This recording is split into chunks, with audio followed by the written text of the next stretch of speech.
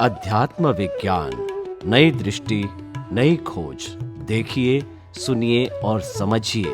अध्यात्म विज्ञानी पूज्य स्वामी श्री कमलेशानंद जी के निर्देशन में सनातन सत्य का अनुसंधान कर जीवन को प्रकाशित करें। कविराज श्री नवनीत भाई संघवी જેમના માટે દાદા ભગવાન ખૂબ ખૂબ કહ્યું છે, ઘણું બધું કહ્યું છે.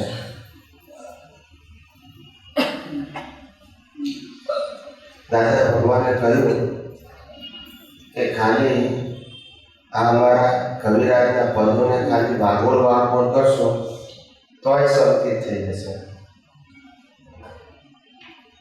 અને આ પદો ગાવાથી, ખાલી ગાવાથી દેશમાં અને વિદેશમાં અનેક એવા મહાત્માઓ છે કે તેમને આ કવિરાજ શ્રીના પદ એ મુશ્કેલીઓમાં, સંઘર્ષમાં અમૃત સમાન સાબિત થયા છે. એવા અનેક દાખલા છે. ભૂતકાળમાં બની ગયા અને વર્તમાનમાં બને છે અને ભવિષ્યમાં બનશે.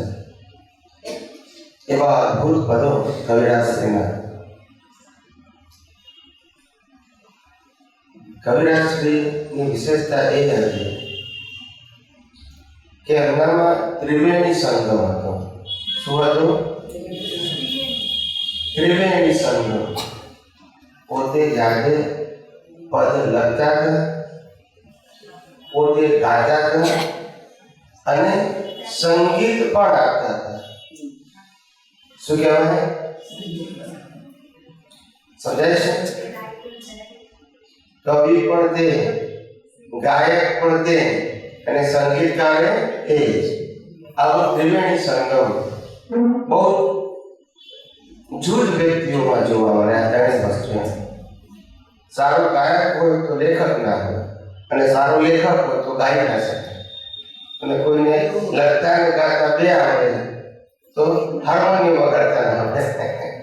બધું આવડવું એ એને કહેવાય કે વન મેન શો કહેવાય. ગમે ત્યાં જવું હોય તો ગાતા આવડતું હોય ને હાર્મોનિયમ વગાડતા આવડતું હોય અને પરિસ્થિતિને આધીને પદ પણ એક્સ્ટ્રા આવડતું હોય તો ગમે ત્યાં તમે એડજસ્ટ થઈ શકો.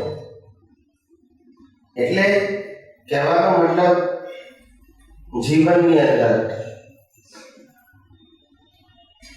આ કવિરાજના પદો સમજીને ગવાય તો બેસ્ટ છે. ના સમજણ પડે તો ગાયા કરજો, વાગોળ્યા કરજો. ધીમે ધીમે એ પચશે. સમજાય છે? કેટલીક વાતો આજે ખબર ના પડે, સમયે ખબર પડે. કોઈ પણ વાતો, મહાન પુરુષોની વાતો ઘણી વખત તે વખતે ખબર ના પડે, અથવા તે વખતે એ વાતની ગંભીરતા ખ્યાલ આવે નહીં. વર્ષો પછી ખ્યાલ આવે કે આમને એવું કીધેલું, એનો મિનિંગ આજે મને ખબર પડે. આવી અનેક વસ્તુ હોય, આવી અનેક વસ્તુઓ હોય, અનેક વ્યક્તિઓના જીવનમાં બનતું હોય. એટલે પછી કવિરાજ શ્રીની વિશેષતા જુઓ. આખો ત્રિવેણી સંગમ હતો, પાછી એમની ભાષામાં ત્રિવેણી સંગમ. ગુજરાતીમાં લખ્યા, હિન્દીમાં લખ્યા અને ઇંગ્લિશમાં લખ્યા. ત્રણ ભાષામાં. મરાઠીમાં. અચ્છા, હા, કચ્છીમાં છે. અસી પગે લખો. હા. તો કહેવાનો મતલબ આટલી બધી ભાષામાં પદો નીકળવા એ પણ એક આશ્ચર્ય કહેવાય.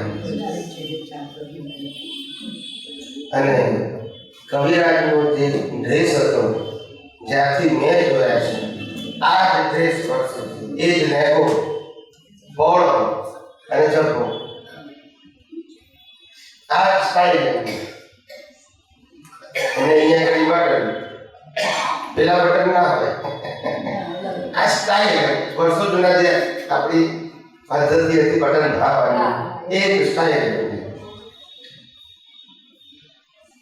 ચશ્મા આ બધું જેને કે સ્ટાન્ડર્ડ ફોર્મમાં વર્ષો સુધી, જેને 25 વર્ષ પહેલા જોયા હોય આજે એવા જ દેખાય. એક જ સ્ટાઇલથી જીવ્યા, કોઈ વિશેષતા નહીં, કોઈ સ્પેશિયાલિટી નહીં, ખ્યાલ કોઈ વિવિધતાવાળું કોઈ ડેકોરેશન નહીં, કશું જ નહીં, સિમ્પલ. એમની એ પણ વિશેષતા એ ગમે ત્યારે કોઈ પણ વ્યક્તિ સાધુ આવ્યા હોય, કોઈ સંત આવ્યા હોય, કોઈ સંન્યાસી આવ્યા હોય અને એમને ખબર છે કે એમના ઘરની નજીકમાં આજુબાજુ છે અથવા કોઈ લઈ ગયા છે, તો એ જાય, જઈને બેસે, સાંભળે. એ પોતાની વિશેષતા ના બતાવે કે હું કોણ છું. એ એમની પાસે જઈને બેસે અને જે કંઈ કે સાંભળે. પોતાના તરફથી પ્રશ્ન પૂછવા હોય તો પૂછે કરે, પણ એ ત્યાં લિસનર તરીકે જાય. શું થાય? લિસનર, સાંભળનારા છે, વક્તા તરીકે ના જાય. હું પણ એમની સાથે 3-4 સાધુઓ સાથે ગયેલો, એમની સાથે જ. એટલે હું અહીંયા આવ્યો અને એમને ખબર છે કે કોઈ નજીકમાં કોઈ સાધુ છે, તો મને કે આપણે બપોરે જઈશું કે છે, પછી ત્યાંથી સત્સંગમાં જઈશું એમ. એટલે આ એની સરળતા હતી. શું હતી? માણસની જ્યારે સ્ટેટસ આવે ને પછી મોટામાં મોટું દુર્ગુણ શું આવે કે લિસનર સાંભળવાની શક્તિ ખલાસ થઈ જાય. શું થઈ જાય? ખરેખર કહું છું, સાંભળવાની શક્તિ ખલાસ થઈ જાય. જ્યારે બોલવાની માસ્ટરી આવે ને એટલે સાંભળવાની શક્તિ ખલાસ થઈ જાય.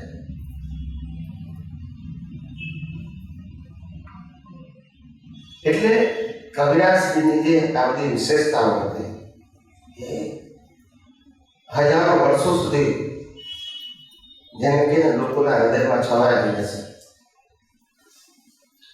અને એમની સાદગી, એમની સરળતા ગમે ત્યારે ગમે ત્યાં જઈને એડજસ્ટ થઈ જાય.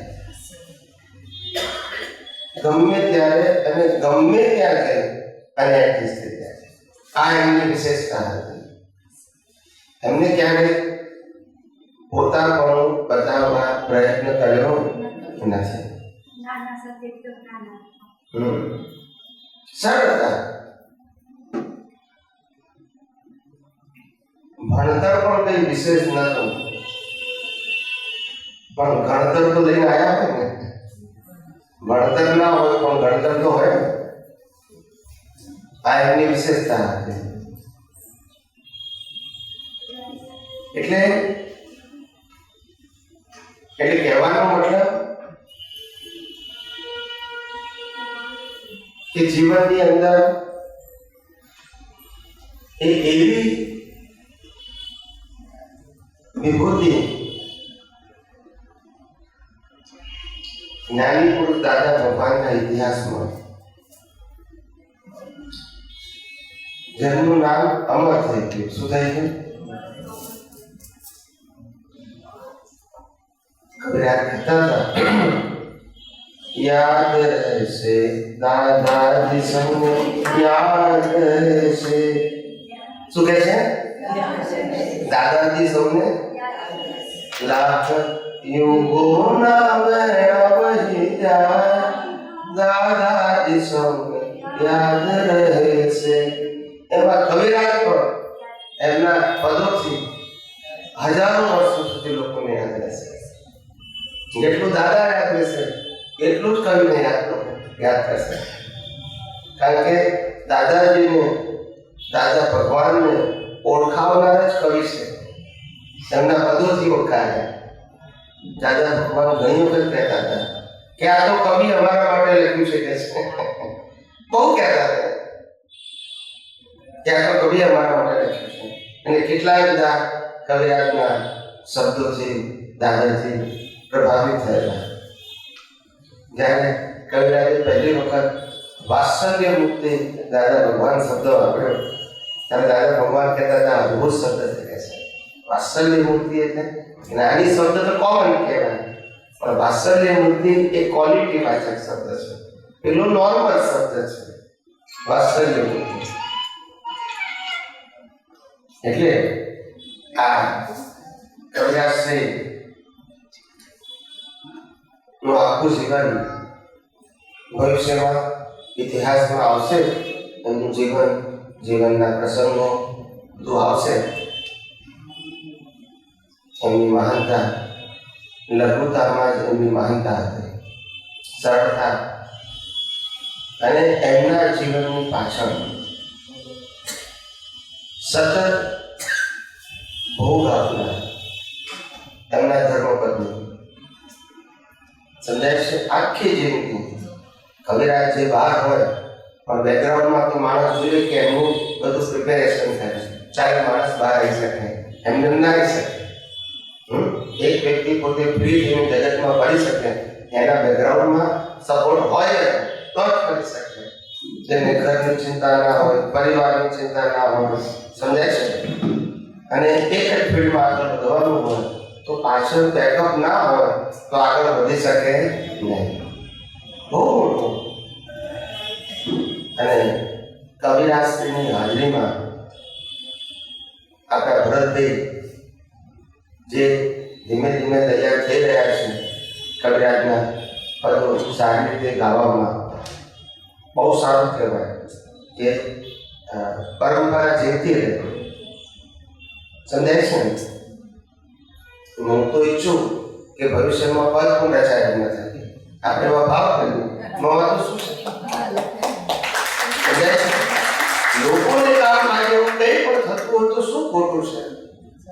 એવું નહીં માનવાનું કે આપણી વાતો દુનિયાના કરોડો લોકો સાંભળે, નહીં માનવાનું, જરૂર પણ નથી.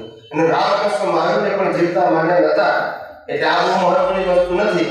પણ આપણા નિમિત્તે 25, 50, 100, 200, 500 વ્યક્તિઓ પણ ગાઈડ થઈ શકે તો આપણું જીવન સફળ છે, એવું કહેવા માંગે છે. દુનિયા પામે કે ના પામે આપણો વિષય નથી, આપણો ભાવ હોઈ શકે પણ વિષય નથી. એ તો કુદરતી રચના છે. શું છે? પણ આપણો ભાવ એમ છે કે કેમ કરીને એવું કંઈક એવું લખાય કે જે લોકોને જીવનમાં માર્ગદર્શન આપતા હોય, કંઈક કહેવાથી એમને રસ્તો મળે. સમજાય છે? એ આપણું એક આશય છે. એટલે આવી રીતે જ્ઞાની પુરુષ દાદા ભગવાનની સાનિધ્યમાં કવિરાજશ્રી જે રીતે તૈયાર થયા અને કવિરાજના નિમિત્તે હજારો પદ લખાયા. આશરે કેટલા લખાયા છે? 1450, 1450, અરાઉન્ડ 1500. હા, 1500 જેટલા આશરે પદો જેમના નિમિત્તે રચાયા. આજે 100 પદની એક ચોપડી કરીએ તો 15 ચોપડી થાય. 11 સુધી મુક્તિ સુધ 11 સુધી થઈ ગયા છે. બીજા બધી ટ્રેન એટલે બાકી. ઓકે. અને બધા ગમે પણ ગયા મેજોરિટી 1100 જેટલા રેકોર્ડ થઈ ગયા. 1100 નહીં, હવે 1300 જેટલા રેકોર્ડ થઈ ગયા. ઓકે. એટલે સરસ. 200, 250 જેટલા બાકી બેલેન્સ છે. એ પણ થઈ જશે. એકવાર રેકોર્ડિંગમાં આવી જાય તો પછી વારસો રહી શકે. ઓલરેડી 300 રેકોર્ડેડ છે પપ્પાના અને મારા સાથે થઈ. ખાલી તો ફાઇનલ બધું એડિટિંગ બાકી છે. 2-3 વર્ષ લાગશે પણ એ બહાર આવતા. ઓકે. ઓકે. ત્યાં સુધી બાકી નવી થઈ. બરાબર છે. સરસ સરસ. ના, આનંદ થાય ખરેખર કે કવિરાજશ્રીનું જે અમારી સાથે પણ જે છેલ્લા ઘણા વર્ષોથી જે અનુસંધાન હતું કુદરતી હતું. કવિરાજને અમારું આકર્ષણ હતું, અમને કવિરાજશ્રીનું આકર્ષણ હતું. વારંવાર પ્રત્યક્ષ તો ના મળે પણ ફોન ઉપર વાતો થયા કરતી હતી, દેશમાંથી વિદેશમાંથી. અમારો ભાવ એ હતો કે કવિરાજશ્રી એક વખત અમેરિકા આવે અમારી સાથે, એવો ભાવ હતો. કુદરતી પૂરો ના થઈ શક્યો. અમારો ભાવ તો બહુ હતો. 2016માં જ હતો અમારો ભાવ. સંજોગ છે પણ ભવિષ્યમાં ભરતભાઈ અમારી સાથે આવે એવો અમારો ભાવ બી છે. અમને તો એમ થાય કે સત્સંગ અને પર બંને સાથે હોય બધાને આનંદ આવે. બંનેમાં જ્ઞાન જ છે. શું છે? એક સંગીત અને સંગીતની ભાષામાં લખાયેલું જ્ઞાન ને સામાન્ય શબ્દો અને સામાન્ય લોકોને સમજી શકાય એ શબ્દોમાં વ્યક્ત થતું જ્ઞાન, એ બંને પણ લોકો માટે ઉપયોગી અને ઉપકારી છે. મને એમ થાય કે આ દુનિયાના લોકો આ દાદા ભગવાનનું વિજ્ઞાન સૂચે તો કેટલા લોકોના જીવન પરિવર્તન પામે, બદલાઈ જાય, કેટલા લોકોને સાચો માર્ગ મળે, કેટલા લોકોની ભેદભાવવાળી દૃષ્ટિ ખલાસ થઈ જાય, કેટલા લોકો સાચા મુક્તિના માર્ગે આગળ વધે. આવો મારો ભાવ ને આવો મારો પ્રયાસ હતો. એ વખતે હું સવારે 5:30-6 વાગે ઉઠી તું રાતના 12 વાગે સુઈ જતો હતો. પણ કોક ને કોક મળવા આવે, ફોન પર વાત થાય. એ વખતે મોબાઈલ નતા, લેન્ડલાઈન, અને પ્રત્યક્ષ મળવા આવે. સત્સંગ કોઈના ઘેર હોય, પર્સનલ બપોરે જવાનું હોય, સાંજે રેગ્યુલર સત્સંગ હોય, બાળકો સાથે વોક કરવા જોઈએ, ટીનેજર સાથે. આવી મારી પ્રકૃતિ. તો એ વખતે મારા બધા ગમત કરતા. બહુ નાનો એ વખતે 94, ખ્યાલ આવે ને? આથી 25 વર્ષ પહેલા. એટલે તું બરાબર નાનો જોઉં ને તે મારો ગુસ્સા જોઈ અને મને કે તમે આટલી બધી મોટી મોટી વાતો કરો છો અને બધાને સમજાવવા માટે પ્રયત્ન કરો છો, અમને પણ બધાને એન્કરેજ કરો છો, પણ કે આવડો મોટો વિશાળ દુનિયા, આટલી બધી માન્યતાઓ, આટલા બધા ધર્મગુરુઓ, આટલા બધા ધર્મો, આટલા બધા રસ્તાઓ છે, એમાં કેવી રીતે લોકો આ સમજશે? મેં કીધું આપણે નથી જોવાનું કેટલા લોકો સમજે છે, અને એ વાત હકીકત છે. કદાચ મેજરમેન્ટથી ના અપાય તો પણ મેં દરિયામાંથી કાઢેલી એક ડોલ એ દરિયામાં તો માઇનસ થઈ જ છે. કદાચ માપમાં ના આવે, મેજરમેન્ટમાં ના આવે, પણ ઓછી થઈ છે એ તો હકીકત છે. એટલે આપણો પ્રયત્ન છે કે ભાઈ કેમ કરીને લોકો પામે એ પ્રયત્ન સાથે આપણે જીવન જીવવું. ક્યારે માપ ના કાઢવું, કેટલા પામી ગયા, કેટલા નથી પામ્યા, કેટલા વધ્યા, કેટલા ઘટ્યા, ક્યાં આવ્યા, ક્યાં ગયા, આ બધો સબ્જેક્ટ અનુભવી જ્ઞાનીઓનો ના હોય. અનુભવી જ્ઞાનીઓ એક જ વિઝન હોય, જે છે એના માટે અમે આવ્યા છીએ, જે નથી તેના માટે નથી આવ્યા, જે નથી આવ્યા તેના માટે નથી આવ્યા, જે આવી જતા રહ્યા છે એના માટે નથી, જે છે એના માટે અમે આવ્યા છીએ. એટલે બાકીનો કોઈ ઇતિહાસ એ જ્ઞાનીઓનું ઇમ્પોર્ટન્ટ, આ જે આયા આ જ વ્યવસ્થિત છે. શું છે? બીજું વ્યવસ્થિત ખોળવાનું નહીં. સમજાય છે? આ આયા છે એ સ્વરૂપ વ્યવસ્થિત છે. આ જે સાંભળે છે એ જ એમનું વ્યવસ્થિત. અમે બોલીએ છીએ આ અમારું વ્યવસ્થિત. એટલે વર્તમાનમાં રહેવું. શું રહેવું? વર્તમાનમાં. આ દુનિયા ખરેખર કોઈની છે નહીં અને કોઈની થવાની નથી. કઈક સિકંદર ને નેપોલિયન ઉપર પહોંચી ગયા. શું છે?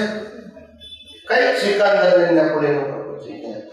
કોઈ કોઈને યાદ કરતું નથી. સમજાય છે? કોઈ કોઈને યાદ કરતું નથી. માટે જીવનની અંદર કશું બનવું છે એ ના વિચારો. જીવનમાં કશું કરવું છે કે જેના કારણે લોકો માર્ગદર્શન પામે. બનવા માટે ના કરવું, કરવા માટે કરવું. કેમ કરીને આપણે કોઈને ઉપયોગી થઈએ, કોઈના ગાઈડ બની શકીએ. સમજાય છે? આ આશયથી જીવો. પદવી, પ્રશંસા આ માણસને પાડવાના રસ્તા છે. પાડવાના શું છે? લપસી જવાના રસ્તા છે, અને એમાં પડવા જેવું નથી. પણ એટલું ધ્યાનમાં રાખવું, જીવનમાં કોઈ પણ સંજોગોમાં, કોઈ પણ સમયે અને કોઈ પણ અવસ્થાની અંદર પોતાનો આત્મવિશ્વાસ ગુમાવવો નહીં, કારણ કે 24 કલાક શ્વાસ ચાલે ત્યાં સુધી આ દેહની અંદર અનંત શક્તિવાળું ચેતન અને અવિનાશી આત્મા હાજર જ છે. એની હાજરીમાં હું નબળો પડી ગયો, હું ગભરાઈ ગયો, મને મોતનો ડર છે, હવે મારું શું થશે, આટલું નુકસાન થઈ ગયું, આટલું આમ થઈ ગયું, આવું તેવું વિચાર ના કરશો. કુદરત એક જ કે છે, જે માણસ આ દુનિયામાં આવ્યો છે એને કશું નુકસાન છે જ નહીં, કારણ કે હવાઈ મારા, પાણી મારા, ખોરાક મારા, આ બધી વસ્તુ હું જ આપું છું. લીધા વગર આવ્યો છું, લીધા વગર જવાનું છે. નુકસાન શું છે? બોલતા નથી. જે છે નફો છે ને એ નુકસાન છે, પણ માણસને જોવાની દ્રષ્ટિ. નુકસાન કોણ હોય? કોઈને ના હોય. નથી લઈને આવતો, નથી લઈને જવાનો. જે વચ્ચે મળે છે એ વચ્ચે જતું રહેશે. ના, બધા માટે કોમન છે. પછી ફાયદો નુકસાન તો ક્યાં પ્રશ્ન છે? સમજાય છે કે નહીં? જો આપણે બીજા અવતારમાં રહી જવાનું હોય તો આપણે મને એટલું બી આટલું કમાય તો લેખે લાગશે, નેક્સ્ટ બર્થમાં પાછું કામમાં આવશે, પણ એવું છે નહીં. સમજાય છે? એટલે અહીંયા જે મેળવીએ છે એ અહીંયા જ મૂકીને જવાનું છે.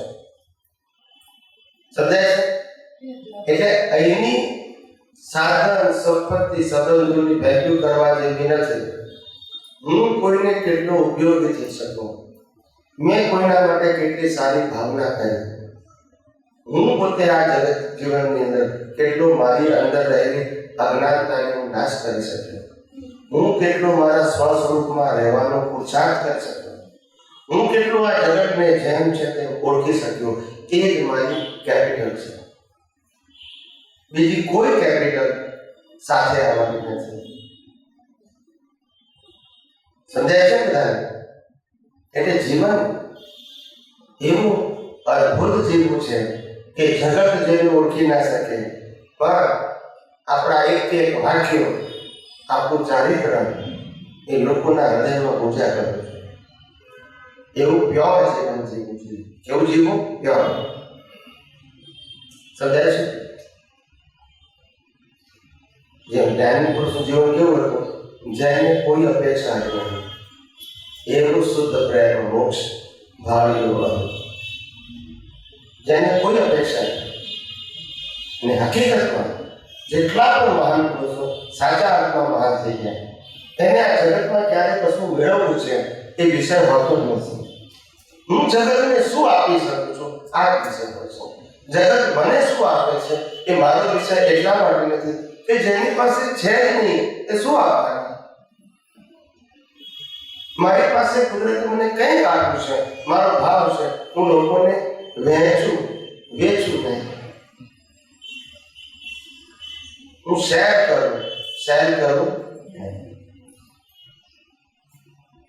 સમજાય છે? એટલે જેને જગતમાં આપવું છે એના ઉપર કુદરત પર શું છે? રાજી રહે છે. જેને લેવું છે એના ઉપર કુદરત રિસ્ટ્રિક્શન મૂકે છે. સમજાય છે? પણ જેને જગતને આપવું છે એને કોણ બાંધી શકે? સમજાય છે? એટલે ઘણા બધા લોકો મને આજે કે તમે એકલે હાથે નીકળી પડ્યા છો આ જીવનના દાવાનળની અંદર, આ જગતના ફસાયેલા લોકોની વચ્ચે, આ માનવના મહેરામણની વચ્ચે તમે નીકળી પડ્યા છો. કેવી રીતે તમે એકલા પહોંચી વળશો? એક તો પહોંચવાનું ક્યાં છે? રામને એકલા જતા થોડા 1100 રામ હતા, કૃષ્ણ એકલા જતા 500 કૃષ્ણ હતા, મહાવીર એકલા હતા 5000 હતા. એકલા એ તો સાયકોલોજી છે, એને કામ કરવું છે, એને એકલા કે સંખ્યાનો પ્રશ્ન નથી. કામ કરી જાય બસ, અને તારું જીવન તમારા ધ્યેય પ્રમાણે ખપાઈ જાય. તારું કામ છે જે આવે એનું મારે વહેંચવું છે બસ. કોણ આવે એ તારો પ્રશ્ન નથી, એ તો કુદરતનો પ્રશ્ન છે. તને કુદરત કોણ ભેગું કરે છે, પણ તારો પ્રશ્ન શું? મને ભેગો થાય એના મનનું હું સમાધાન આપી શકું, હું એને સાચો માર્ગ બતાવી શકું, હું એની મૂંઝવણો દૂર કરવાનો નિમિત્ત બનું. બસ આવા ભાવ સાથે જીવી જાણવું. શું છે? આવા ભાવ સાથે દુનિયા મને શું આપે એ વિચારવાની જરૂર નથી. આવી રીતે જીવન જીવવું. આજે તમે વિચાર કરો, કબીરદાસજીનું જીવન કેવું સિમ્પલ હતું. આર્થિક રીતે પણ એટલા સજ્જન હતા, સમજાય છે, પણ દાદા ભગવાન માટેની જે અનન્ય ભક્તિ અને એના નિમિત્તે જ્ઞાની પુરુષ દાદા ભગવાનની કૃપાથી, એમના આશીર્વાદથી, એમના વચન પરથી જે અદ્ભુત પદો રચાયા. દાદા કહેતા હતા કે જો આ ચક્રવર્તીને જો આ પદ મળ્યા હોય ને તો અડધું રાજપાટ આપી દે છે. સમજાય છે? એવા અદ્ભુત પદો. એટલું ધ્યાન રાખવાનું કે આ દુનિયાની અંદર મહાન પુરુષોની કદર જીવતા થતી નથી, ગયા પછી થાય છે. એ જ આ કળિયુગની વિશેષતા છે. જીવતા ઓળખાય નહીં, પછી એની મહાનતા લોકોને સમજાય છે. એનીવે, તમે પ્રશ્ન લાવી શકો? હવે ભૂલ વિશે કયો ને આપ માઇક બોલો. જે વાત થઈ છે કે ભૂલો પોતાની જો જગતમાં થઈ શકે ભગવાન, તો આપણને પોતાની ભૂલો જોવાની છે. એ દ્રષ્ટિ મહાત્માઓને બહુ જરૂરી છે. આપણે શું હંમેશા બીજાની ભૂલો જોતા, અને આમ કર્યું સત્સંગમાં, આમ કર્યું અને આમ કર્યું, આ બરાબર હતું નથી. પણ પોતાની ભૂલો દેખાય ત્યારે જ આપણે પોતે ભગવાન થઈ શકશું. તો એ વિશે ભૂલો જોવાની જે રીત છે એ બે પ્રકારની છે. એક આ મનોવચન કાયાથી થતી ભૂલો. મનોવચન કાયા આપણા મનોવચન કાયા હોય કે બીજાના મનોવચન કાયા, જેને આપણે જોઈ શકીએ છીએ. કોઈ પણ ભૂલ થતી હોય તો એ ભૂલ જોવાની એક રીત છે. જેમ કે હું ગુસ્સો કરું છું અને સામેવાળો ગુસ્સો કરે છે, એનું રિઝલ્ટ એ છે કે ગુસ્સો કરવું એ ભૂલ છે. બરાબર છે? આ એક રીત છે ભૂલને જોવાની. આ ભૂલને જોવાની રીત એ કેવી છે કે માણસને સુધારવા માટે છે. શેના માટે છે? સુધારવા માટે. નાની શું કહે છે કે તારી ભૂલ તું જો, પણ કઈ ભૂલ જો? પાયાની ભૂલ જો. શું છે કે જેના આધારે આ ડાલખા પાંદડાની બ્રાન્ચીસો ઊભી થઈ. તો ભગવાન આ બધી બ્રાન્ચીસ શેનાથી ઊભી થઈ? ભૂલોની પરંપરા. ત્યારે જ્ઞાની કે ભૂલોની પરંપરા ઊભી થઈ અજ્ઞાનથી. પણ ભગવાન અજ્ઞાન શું છે અમને? ત્યારે જે અજ્ઞાન એ છે કે ભાઈ તું કોણ છો એ પહેલા જાણ ને. તું જે નથી એ જાણ છે તો બળી જવાનું છે. માટે બળે તું નથી અને તું બળતો નથી. આટલું જ્ઞાન નક્કી કર. ભલે આ પણ હું નથી, પણ નક્કી તો કર કે જે બળી જાય છે તે હું નથી અને હું બળતો નથી. જો હું બળી ગયો તો પુનર્જન્મ કોનો થાય? હું બળી ગયો તો કર્મ ફળ લાગુ પડે.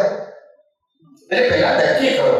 પાયાની ભૂલનો મતલબ પહેલા સિદ્ધાંત સમજવા પ્રયત્ન કરો કે ખરેખર હું શરીર છું કે આત્મા છું. ભલે શાસ્ત્રમાં લખ્યું છે કે હું આત્મા છું, જ્ઞાનીએ કીધું કે હું આત્મા છું, પણ મારી સમજણમાં ફીટ બેસે છે? શ્રદ્ધાથી નહીં, સિદ્ધાંતથી. મિકેનિકલ નહીં, એમને કીધું છે કે હું માનું છે રીતે નહીં, મારી સમજણથી. શું કીધું? કે ખરેખર હું આત્મા છું. આ પાયાની ભૂલો નથી સુધરતી ને, એટલે પેલી ભૂલોની પરંપરા તો ચાલુ રહેશે. એક બાજુ માફી માંગો, પછી ભૂલ કરો, માફી માંગો, પછી ભૂલ કરો. કેટલાય અવતાર ત્યાં પ્રક્રિયા છે. એક અવતાર નથી.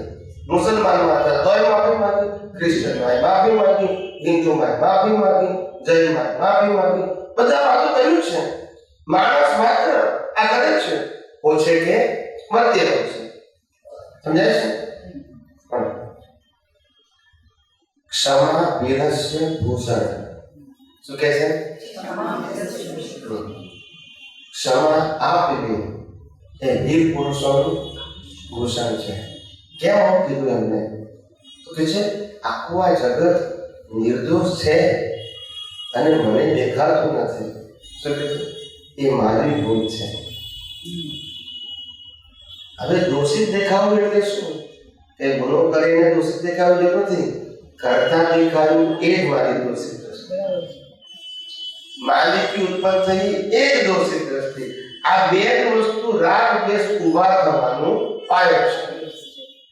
પાયો આ છે તો બાકી ગમે તે તમે લાખ ગુણ કરશો, લાખ ગુણની માફી પાડશો, પાછું ફેરવાનું બીજ જીવતું છે ને.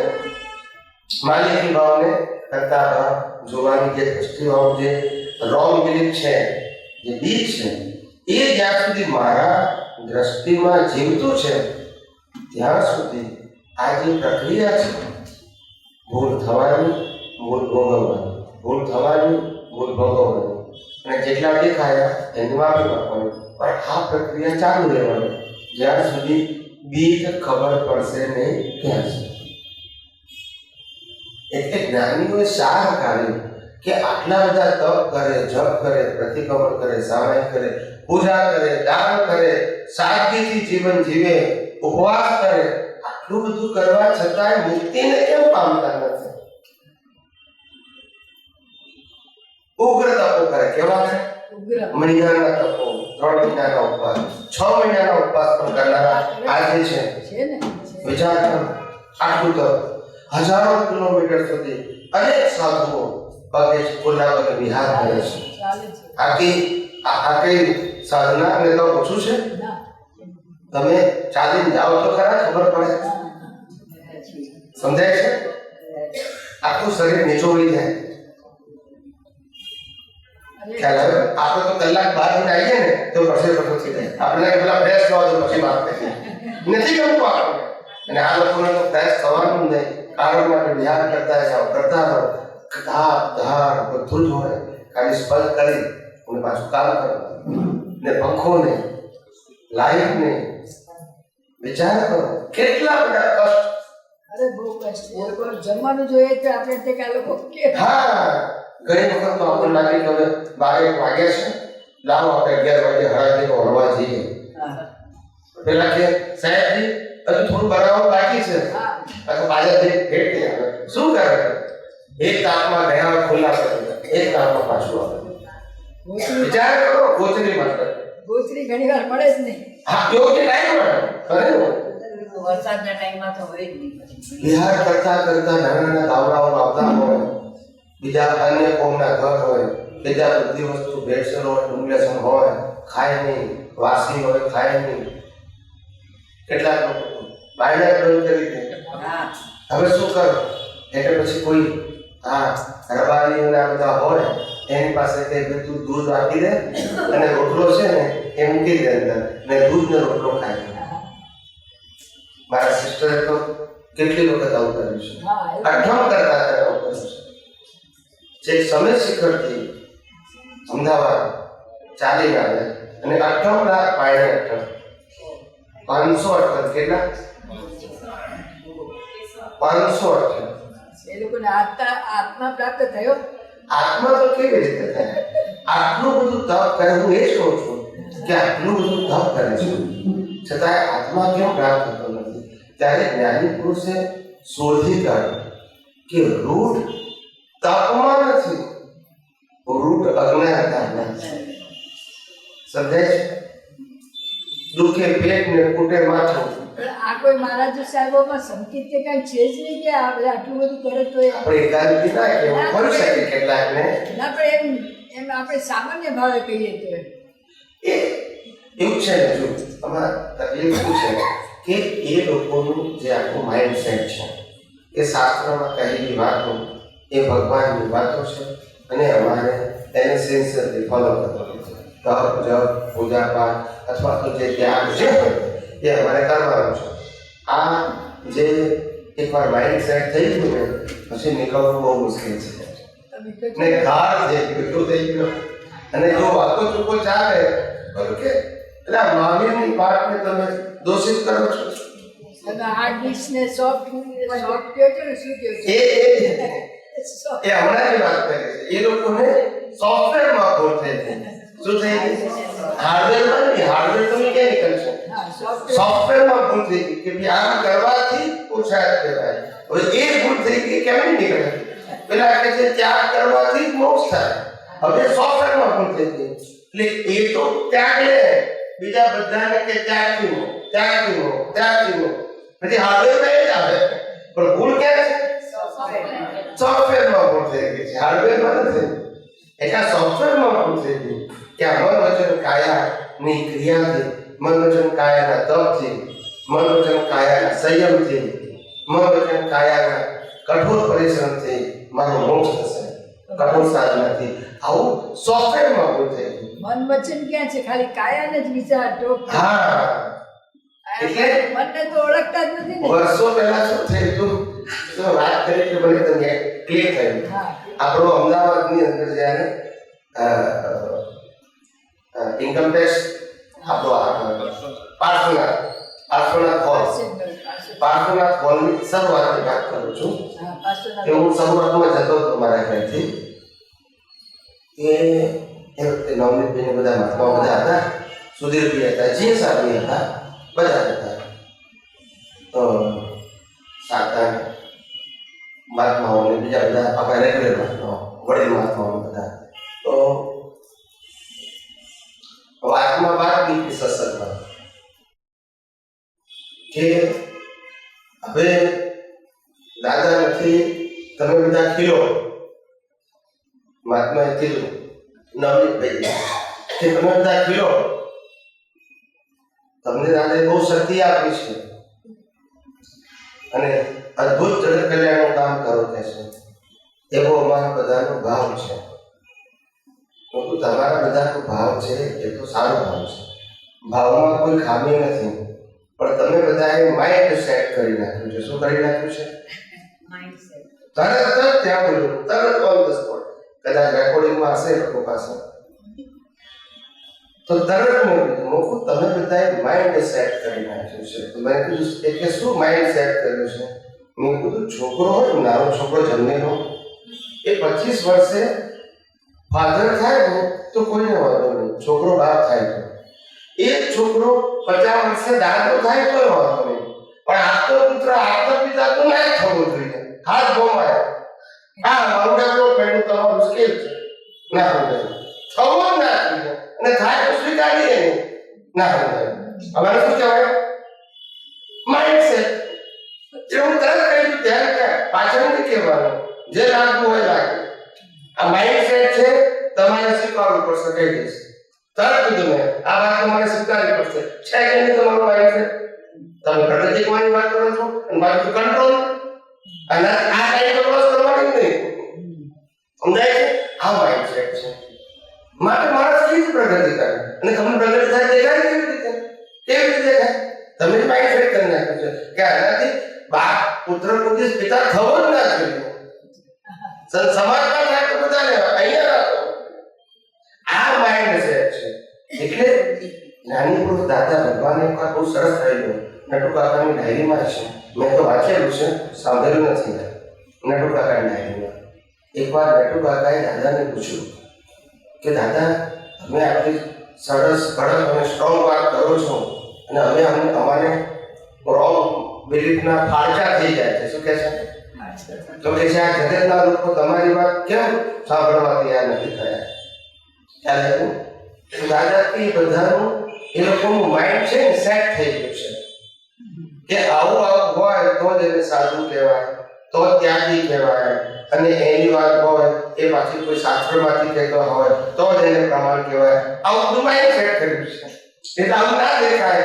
એટલે સાંભળે જ નહીં અને સાંભળે તો સ્વીકારે નહીં માઇન્ડ શું કર્યું છે સેટ કરી દીધું છે મગ જ્ઞાન શું કરે તમે પોતે જ બાઉન્ડ્રી બાંધી દીધી છે કોઈ શું કરે એટલે જીવનમાં આવું બને છે એટલે મેં કીધું કે આ ભૂલો જે જોવાની છે એ પાયાની જોવાની છે હિન્દુસ્તાનની અંદર બધા વ્યક્તિને ભૂલ કોને કહેવાય મારી કે બીજાની એની ડેફિનેશન બધાને ઓન એન એવરેજ ખબર છે એટલે એ જ્ઞાન નથી આપણને કે ભૂલ કોને કહેવાય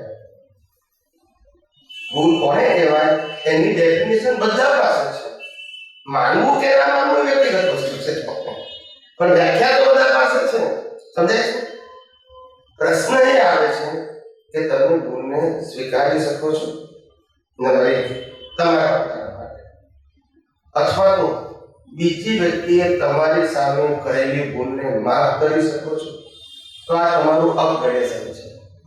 અને ત્રીજી વસ્તુ, તમે ભૂલનું રૂટ શોધી શકો છો, તો કાયમી ઉકેલ આવશે. કેવો આવશે? ભૂલનું રૂટ નહીં મળે તો કાયમી ઉકેલ નહીં આવે, પણ ટેમ્પરરી મળશે. ભૂલ થાય માફ કરો, ભૂલ થાય માફ કરો. એટલે સમર્થ પુરુષોએ કાયમી ઉકેલ શોધ્યો. શું શોધ્યો? કાયમી. એટલે એ લોકોએ ફોકસ જ ના કર્યું ભૂલની માફી માંગવાનું છેલ્લા 2 ગણા ઉદાહરણમાં.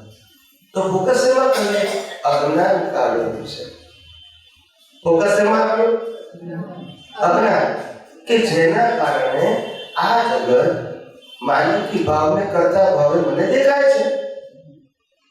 એ મારી દ્રષ્ટિની મૂળભૂત ભૂલ છે, ટ્રાન્ઝેક્શનની નહીં, પાયાની ભૂલ છે, કે જેના કારણે આ ભૂલોની પરંપરા સર્જાય છે.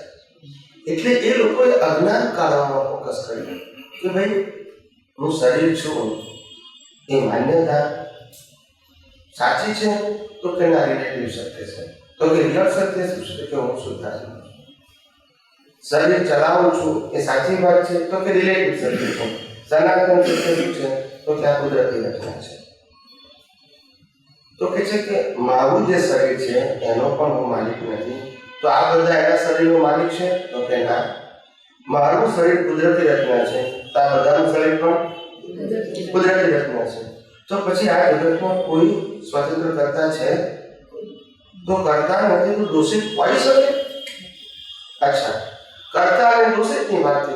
આ જગતમાં કોઈ પણ વસ્તુને, કોઈ પણ વ્યક્તિને, કોઈ પણ વ્યક્તિ અથવા વસ્તુ મળે છે એ એની સ્વતંત્રતા છે કે કુદરતી રચના છે?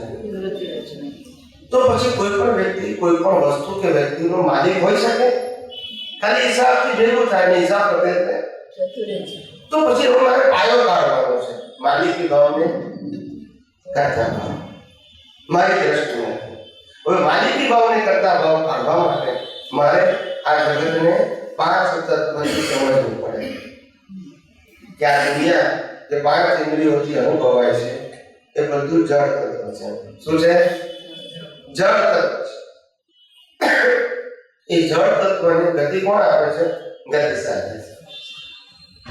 એક જગ્યાએથી બીજી જગ્યાએ જવું, પૈસા એક જગ્યાએથી બીજી જગ્યાએ જવા, માણસ એક જગ્યાએથી બીજી જગ્યાએ જવું, માણસની આંતરિક પ્રવૃત્તિ, શ્વાસ લેવું, બ્લડ સર્ક્યુલેશન થવું, ખોરાક લેવો, પચવું, આ બધું ગતિ સહાયક તત્વ છે. સ્થિતિ સહાયક તત્વ શું છે? કે જે વસ્તુ સ્થિર મૂળ નથી થઈ એ સમય પૂરતી એ શું છે? સ્થિતિ સહાયક. આ બોડી હાલતું નથી તો સ્થિતિ સહાયક. આ ઓર્ગન ફિક્સ છે તો સ્થિતિ સહાયક. એનું અંદરની બ્લડ સર્ક્યુલેશનની પ્રોસેસ છે એ ગતિ સહાયક. આવી રીતે આ બધી વસ્તુ, આ ઝાડ, પાન, મકાન બધું સ્થિતિ સહાયક છે. મૂવ કરતી હોય એને ગતિ સહાયક. પછી તત્વ આવે છે સમય તત્વ. આ દુનિયામાં 5 ઇન્દ્રિયોથી અનુભવાતી દરેક વસ્તુને સમય તત્વ લાગુ પડે. સમય એટલે જેનો જન્મ છે એનું મૃત્યુ થશે, નવ છે જૂનું થશે, શક્તિશાળી છે ફિઝિકલી એ શક્તિહીન થશે. આ કુદરતનો નિયમ છે અને આવે જાય. આ કુદરતનો નિયમ છે. આ જીવ માત્રને અને બધી અવસ્થાઓને લાગુ પડે છે.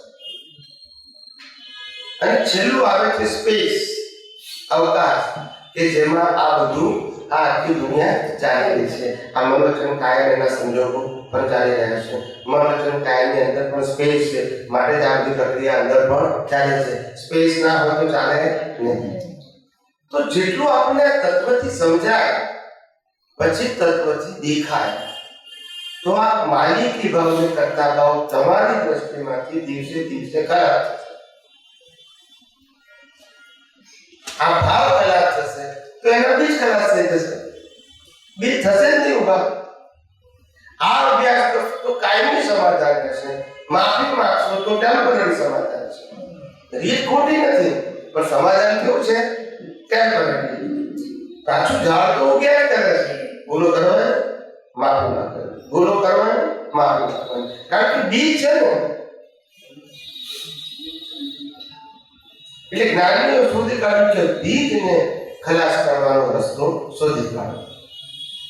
એટલે આ બધા જ સમર્થ પુરુષો રામકૃષ્ણમાં આવી જેવા સમર્થ પુરુષોએ છેલ્લા 2-3 અવતારો ફોકસ જ આમાં કર્યું અજ્ઞાન કાઢવા માટે. એટલે પ્રતિક્રમણ કરવામાં ફોકસ ના કર્યું. એટલે કર્મો તો સ્ટ્રોંગ બાકી રહ્યા, કારણ કે માફી માંગી નહીં. પણ અજ્ઞાન કાઢી નાખ્યું. 2-5 અવતારમાં 10 અવતારમાં મેક્સિમમ પુરુષાર્થ કરી અજ્ઞાન શું કર્યું? ખલાસ કરી નાખ્યું. હવે છેલ્લો અવતાર આવ્યો, અજ્ઞાન તો છે નહીં, પણ પેલા બાંધેલા કર્મો તો ભોગવવા પડશે. પણ હવે બાંધેલા કર્મો અજ્ઞાન ના હોવાથી એ ભોગવટો લાગતો નથી. સમજાય છે? અજ્ઞાન જ ખલાસ થઈ ગયું. જેને કારણે રાગદ્વેષ થતા હતા, જેને કારણે કર્તાપણું ને માલિકીપણું ઉભું થતું હતું, એ અજ્ઞાન જ ખલાસ થઈ ગયું. પછી ગમે તેટલો ભોગવટો આવે તો પણ ભોગવટો લાગે નહીં. આ મૂળ છે. શું છે? આ મૂળ એ સમર્થ જ્ઞાની પુરુષો મૂળ કાઢવાનો રસ્તો બતાવે, અને ધર્મગુરુઓ આ ડાળખા પાંદડાના કરેક્શન બતાવે, પણ મૂળ કાઢે નહીં. યસ. એટલે આપનું કહેવાનું એવું છે કે જે આપણે જ્ઞાન પ્રાપ્ત થયા પછી જ્યાં સુધી હું શુદ્ધાત્મા છું એ પદમાં સ્થિર એકદમ જ સ્થિર થઈ જાય અને વિના એકદમ છૂટું જ દેખાય તો પ્રતિક્રમણની જરૂર નથી. નહીં. ભૂલો થાય છે. શુદ્ધાત્મા પદમાં રહેવું એ તો તમારો નિશ્ચય છે. આ જગત અકર્તા અને નિર્દોષ દેખાય છે. આ જગત કુદરતી રચના પ્રમાણે ચાલે છે એવું દેખાય છે. આપણે જગતનો પ્રશ્ન છે, આત્માનો પ્રશ્ન નથી. આત્મામાં તો નિશ્ચય તમારો પાકો અને સાચો છે. કન્ફ્યુઝન એમાં નથી. કન્ફ્યુઝન તમે શુદ્ધાત્મા છો, ચેતન છો, અવિનાશી છો, અનંત શક્તિવાળા છો, આ જ્ઞાન તમને છે, બરાબર છે. પણ તમે જીવો છો જગતમાં. તમે તમારી બોડી જીવે છે જગતમાં, એ આત્મામાં જીવતી નથી. તમે આત્મા છો, પણ આ બોડી તો જગતમાં જીવે છે ને, સંજોગોની વચ્ચે. એ વખતે આ જ્યારે જીવી રહ્યું છે તે વખતે અંદર પ્રતિષ્ઠિત આત્માને જો આ પ્રકૃતિ અને પ્રકૃતિની અવસ્થાઓમાં કર્તાપણું અને માલિકીપણું જેટલું જીવતું રહેશે એટલું તમારે કરવાનું જ છે. શુદ્ધાત્મા લક્ષ્મણ હશે તો, કારણ કે તમને શુદ્ધાત્માનું અજ્ઞાન નથી, પણ જગત સંબંધી છે ને. એટલે જ્યાં સુધી બોડી હોય ત્યાં સુધી બે જ્ઞાન જોઈએ, જ્ઞાન અને દર્શન. જ્યારે અજ્ઞાન નીકળી જાય ત્યાર પછી દર્શનની જરૂર નહીં, પછી કેવળ જ્ઞાન હોય, પછી દર્શન ના હોય. અજ્ઞાન છે ત્યાં સુધી જ્ઞાન દર્શન બે જોઈએ. જ્ઞાન એ નિશ્ચય છે અને દર્શન એ અજ્ઞાન કાઢવાનું સાધન. સમજાય છે? હવે અજ્ઞાન નીકળી ગયું, હવે દર્શનની જરૂર, આ જગતને સમજવાની જરૂર છે. અજ્ઞાન નીકળી ગયું એટલે કેવળ દર્શન થઈ ગયું. કેવળ દર્શન એટલે કેવળ અજ્ઞાન, કેવળ જ્ઞાન નીકળી ગયું, એ જ કેવળ દર્શન. હવે કેવળ દર્શન થયા પછી કેવળ જ્ઞાન ઉભી જ પડે, કારણ કે હવે સંસારી ભાવો નથી. એટલે પછી નેક્સ્ટ પટમાં કેવળ જ્ઞાન એની વચ્ચે થાય. એ કેવળ દર્શન જ્ઞાન પાછા. કેવળ દર્શન એ અજ્ઞાન કાઢવાનું પુરુષાર્થ છે, અને કેવળ જ્ઞાન એ તો આત્મા કેવળ જ્ઞાન સ્વરૂપ છે, એને બનાવવાનો નથી.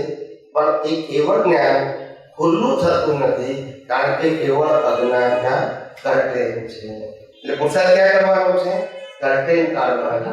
નિશ્ચય મજબૂત કરવો અને કર્ટેન કાઢવું. નિશ્ચય મજબૂત કરવો અને કર્ટેન કાઢવું. કર્ટેન નહીં કાઢો, નિશ્ચય મજબૂત કરશો તો નિવેડો આવશે નહીં. ખ્યાલ આવ્યો? એટલે આ લોકોએ અલગ અલગ રીતે કીધું કે દેહ દોષ જોવું જોઈએ, અને કોઈને કરતા ના જોવું જોઈએ, વૈરાગ્ય ભાવ લાવવો જોઈએ, અથવા તો વસ્તુનો પરિગ્રહ ઓછો કરો. આ બધી રિલેટિવ સત્યની વાતો કરી. શું કરી? પણ મૂળ ના સમજાયું નથી. શું ના સમજાય? એટલે જ્ઞાની એ ટૂંકીને ટચ વાત કરી. અમે દર્શન ને જ્ઞાનની સિમ્પલ ડેફિનેશન આપી દીધી. હું કોણ છું એ જેમ છે તેમ જાણવું, એ સનાતન સત્યથી જાણવું, એ જ્ઞાન છે. અને આ જગત કયા આધારે ચાલે છે એ સનાતન સત્યથી જાણવું, એ દર્શન છે. અને આ દર્શન ને જ્ઞાન ને દર્શન શુદ્ધ છે તો ચારી તરફ જ્ઞાન શુદ્ધ થયું છે કે જે સનાતન છે તો કે હું શુદ્ધાત્મા છું, હું શરીર છું એ સનાતન જ્ઞાન, હું શુદ્ધાત્મા છું સનાતન જ્ઞાન છે. તો આ મારું જ્ઞાન છે. દર્શન શું છે તો કે મન વચન કાયા ની અવસ્થા માત્ર કુદરતી રચના છે અને કુદરત એટલે પાંચ તત્વોથી ચાલે છે. આત્માની હાજરી અને પાંચ તત્વોનું સંવેદન એ ચાલે છે. આ મારું દર્શન છે. હવે દર્શન પણ શુદ્ધ છે કારણ કે એમાં બે સનાતન સત્ય છે. તત્વ એટલે સનાતન સત્ય, અહીંયા જ્ઞાન પણ સનાતન સત્ય. તો જ્ઞાન અને દર્શન બે શુદ્ધ છે તો ચારિત્ર કેવું હોય? શુદ્ધ જ હોય ને. પછી એમાં રાગ દ્વેષ હોય નહીં. સંદેશ મળ્યો એટલે જેટલું આટલું હું એવું કહું છું કે એક તત્વ પાકું કરો. જે પ્રક્રિયાઓ અનાદિકાળથી કરતા આવ્યા છો એક પ્રક્રિયા કરતા રહેશો તો લાભ મળશે, બહુ માઇનોર મળશે. પણ એવો પુરુષાર્થ કરવો છે કે જે અત્યાર સુધી કર્યો જ નથી કારણ કે સમજ્યા નતા. ન તો કરવું નથી પણ ના સમજાય તો શું કરીએ? હવે આપણને સમજાયું કે સમર્થ પુરુષોએ પણ આ જ કર્યું છે કે ભાઈ અજ્ઞાન કાઢો ને. અને અજ્ઞાન માત્ર આત્મા સંબંધી નથી, જગત સંબંધી પણ છે. અને આત્મા સંબંધી અજ્ઞાન તો કેટલા અવતારથી નીકળી ગયું છે. વ્યવહારથી, અનુભવથી નહીં કે હું આત્મા છું એવું તો બધાને ખબર છે, 100 કરોડને ખબર છે. પ્રશ્ન છે કે હું આત્મા છું એવું સાચું જ્ઞાન હોવા છતાં મારું દર્શન સાચું નથી ને. કારણ કે હું ફસાયો આત્મા છું કે જગતમાં. તો મારે નીકળવાનું ક્યાંથી છે? તો જગતમાંથી નીકળવા માટે જગતમાં ફસાયો છું રિલેટિવ સત્ય જોવાથી એક જગતનું સનાતન સત્ય જોઈ તો જ નીકળે. બીજો કયો રસ્તો છે? માં ક્રિયા કામ લાગે? ક્રિયા બધું રિલેટિવ સત્ય માટે પાકું મળે. દ્રષ્ટિ જોઈએ. હા, એટલે આ વિજ્ઞાન એટલે દ્રષ્ટિ. આપણે વિજ્ઞાનને શું કહીએ છીએ? Art of vision, art of action કહેતા. આખું વિજ્ઞાન વિઝન ઉપર જ છે, દ્રષ્ટિ ઉપર છે. અને ધર્મ એક્શન ઉપર છે. એ બંને માર્ગ જુદા છે, બેમાંથી કે ખોટા નથી. જેને પાપોથી બચીને પુણ્યના માર્ગે જવું છે, જેને સંસારમાં સગવડોને અનુકૂળતા જોઈએ છે, એને ધર્મને સિન્સિયરલી પાલન કરવું જોઈએ. પણ જેને અજ્ઞાન કાઢી કર્મના બંધનોમાંથી જન્મમરણના ચક્કરમાંથી છૂટવું છે એને અજ્ઞાન કાઢવું પડશે. એની દ્રષ્ટિ એને સનાતન સત્યવાળી કરવી પડશે. બીજો કોઈ રસ્તો નથી, કોઈ રસ્તો નથી, કોઈના માટે. એટલે તો મેં સ્ટ્રોંગલી કહીએ છીએ કે તીર્થંકરોને કેવડીઓને પણ આ જ વિજ્ઞાન સમજ્યા વગર કેવળ જ્ઞાન શક્ય નથી. સનાતન સત્ય સમજવા વગર જ્ઞાન જાય કેવી રીતે જાય? એક ફિઝિકલ કાઢવાનું છે, દ્રષ્ટિમાંથી કાઢવાનું છે. અને જ્યાં સુધી દ્રષ્ટિમાં અજ્ઞાન હોય ત્યાં સુધી જન્મ મરણની પરંપરા, કર્મ બાંધવાની પરંપરા ચાલુ રહે, સ્ટોપ થઈ જ ના શકે. ગમે એટલા ઉત્કૃષ્ટ પ્રકારના તપ કરો, જપ કરો, દીક્ષા લઈ લો, ઘર પરિવાર છોડી દો, જંગલ મારો, હિમાલય મારો, પણ અજ્ઞાનનું શું? એ બહારનો અસર છે જ નહીં. સમજાય છે? એ વિષય તમારી દ્રષ્ટિનો છે. કરેક્શન ક્યાં કરવું પડશે? અહીંયા ગમે એટલા કરેક્શન કરશો નિવેડો આવશે નહીં. એમાં માણસ જાતે કરી શકે જ પોતાની જાતે? કેમ? પોતાની જાતે શુદ્ધાત્મામાં પોતે રહી શકે, પોતે જ્ઞાની વગર કે કોઈ પોતે શુદ્ધાત્મામાં રહેવાનું નથી, શુદ્ધાત્માનો નિશ્ચય જ કરવાનો છે. રહેવું એટલે શું? એટલે પોતે પોતાની મેળે નિશ્ચય કરી શકે? કરી શકે, જ્ઞાની વગર કોઈ કરી શકે. શુદ્ધાત્મામાં રહેવાનો નિશ્ચય કેમ ના કરી શકે? ના ભાઈ, જીવને ખબર જ ના પડે કે હું શુદ્ધાત્મા છું એવું ભાન કરતા રહે. એટલા માટે જ કીધું કે હિન્દુસ્તાનમાં જન્મેલો કોઈ પણ જીવ અંડર ડેવલપ નથી. જો એને ગાઈડન્સ મળે તો આસાનીથી આત્મામાં રહી શકે છે અને આ જગતને પણ જેમ છે તેમ સમજી શકે છે. ધીમે ધીમે પ્રગતિ થાય છે. હા બેન, એકદમ ના થઈ શકે. ડાયરેક્શન આપવાનું કોઈ પ્રત્યક્ષ એ તો જોઈએ. એના વગર નિમેળો જ નથી. હા, પ્રત્યક્ષ જોઈએ. જાતે જોઈએ. જાતે વિચારીને કઈ થતું ના, નથી. એટલું ચોકલીના જ્ઞાનથી ના થાય. ચોપડીના જ્ઞાનથી તો ક્યારનું બધાને થઈ ગયું ના ચોપડી સહાયક છે હા, નથી. હા. એક પારાશી છે જો વાતને ટેલી કરવી હોય તો એક આ તો પારાશી. શાસ્ત્ર પણ તમારે અનુભવી જ્ઞાનીની વિશેષતા શું હોય એ કાળ વર્ગની વાત કરે, વ્યક્તિ વર્ગની વાત કરે, એના ડેવલપમેન્ટના આધારે વાત કરે. ચોપડી શું છે, જે કાળમાં લખાઈ હતી એ કાળને આધીન કીધું છે. હવે શું મેળ પડે અત્યારના પ્રસાર એટલે પ્રત્યક્ષ જ્ઞાની વગર બધું થાય નહીં કાંઈ. નિવડ નથી આ વિચાર લે. હા, શુદ્ધ સ્વરૂપમાં રહેવાનું જાગૃતિ પૂર્વક એક જ્ઞાની પુરુષની કૃપા વગર કાંઈ ના થાય. એટલે કીધું કે જ્ઞાની અનુભવી જ્ઞાની તો જોઈએ એ સિવાય તો ગાઈડન્સ જ નથી. શું નથી? ગાઈડન્સ કોણ આપે? પણ ધર્મમાં જે ધર્મગુરુઓ તમને માર્ગદર્શન આપે એ પ્રમાણે તમારું સારું એટલે ચાલે. થોડું ડેવલપમેન્ટ થાય. મહાવીરના સમયમાં એમની પરંપરામાં આપેલું જ્ઞાન અત્યારે અપાતું જ્ઞાન અત્યારે ચાલતી ક્રિયા કેટલી બદલાઈ ગઈ. ઘણી બધી એવી રીતે જ્ઞાની પુરુષ દાદા ભગવાનનો અંતરાશ્રય છે. ઓહો. અને આજની ક્રિયાઓ આજની- એમના જ માર્ગમાં આસ્થાવાન ધર્મનો પેટ છે. હા, એ તો ફરક પડી જાય. પ્રગટ પુરુષ હોય પરમાત્મા સ્વરૂપ. અમે તો ચોખ્ખું જ કહી દીધું કે ફોર્મેટ થઈ ગયું. ભગવાન, ગુરુ, મંદિર, મંત્ર, શાસ્ત્ર, ડિસાઇપલ્સ, ફોલોવર્સ, રિચ્યુઅલ્સ અને સંસ્થા શું થઈ ગયું? અન્ય ધર્મોને શું થઈ ગયું? ફોર્મેટ થઈ ગયું. એટલે ફોર્મેટ થયું ઇટ મીન્સ હવે તમે આ ફોર્મેટને માનો છો તો આ બધી વસ્તુને ફોલો કરો ઇઝ ઇક્વલ ટુ પુરુષાર્થ. સમજાય છે? એનું નામ જ ફોર્મેટ. હવે ફોર્મેટ એક વસ્તુ ના કરતા એટલે મંદિર જતા નથી, એટલે ત્રિમંત્ર બોલતા નથી, આપતોવાળી માનતા નથી, બીજી કરતા નથી. You follow the format. ના કર્યું તો મહાત્મા જ નથી. તમે જુઓ એમ દરેક ધર્મમાં આવશે છે કે નહીં? ભાઈ કૃષ્ણને માનો તો કૃષ્ણના મંદિરમાં આવતા નથી, શ્રી કૃષ્ણનું નામ બોલતા નથી. કારણ કે જે ફોર્મેટને પકડશો એને તમારે ફોલો કરવું પડશે. એટલે કીધું કે વિજ્ઞાન બિયોન્ડ ફોર્મેટ છે. ના, એટલે આપણે ત્યાં જે વિધિ ને બધું છે, કારણ કે જ્યારે જ્ઞાન લે છે ત્યારે સમજણ નથી હોતી તો એને આવડા સાધનો જોઈએ ને, બધા સાધનો. એટલે બધા સાધનો માંથી એકેય સાધન નકામું જ નથી. હા, પણ સાધનો. તકલીફ એ થાય છે કે જેમ પહેલા ધોરણની ચોપડી ભણ્યા પછી છોડીએ તો પછી બીજામાં જવાય, પછી બીજા ધોરણનું સાધન આવે, પછી એમાં પાસ થઈએ, પછી એ ચોપડી ટીચરને ક્લાસ છોડવાના, ત્રીજામાં જવાય. એવું અહીંયા ખબર પડતી નથી. ઉપર જાય ત્યાં સુધી એનું એક ધોરણ, ટીચર બદલાય પણ વિદ્યાર્થી ના બદલાય. હા, એ તો વિચારવા નથી. પ્રગતિ કેમ થાય? પછી મેં માર્ક કર્યું છે કે આ માણસોની વૃત્તિઓ ધર્મના માર્ગમાં આવ્યા પછી પણ આડીઅવડી કેમ જાય છે?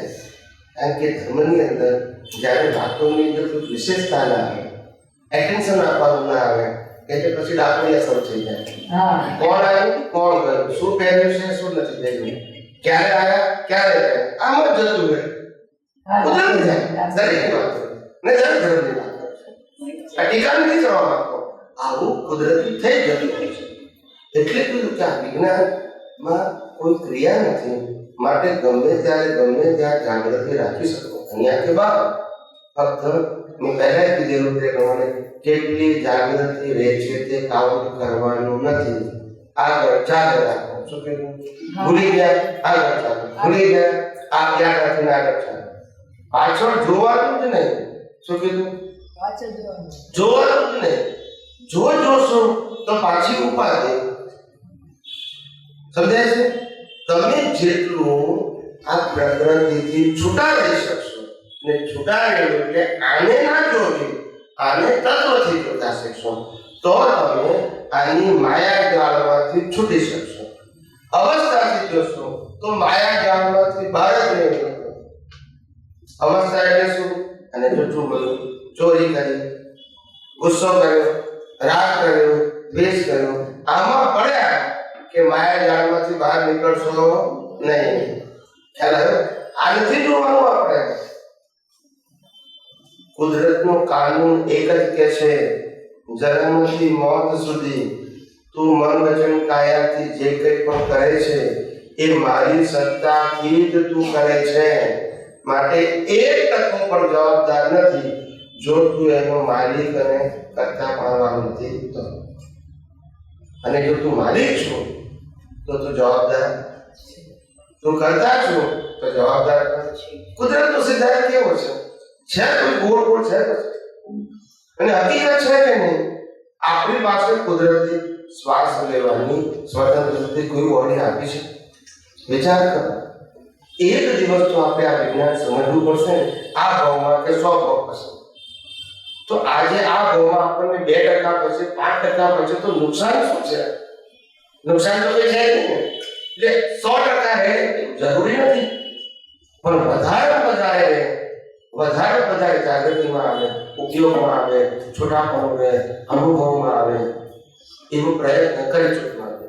કેટલા ભાગમાં ના રહ્યા એ નહીં જોવાનું. અચ્છા, આપણે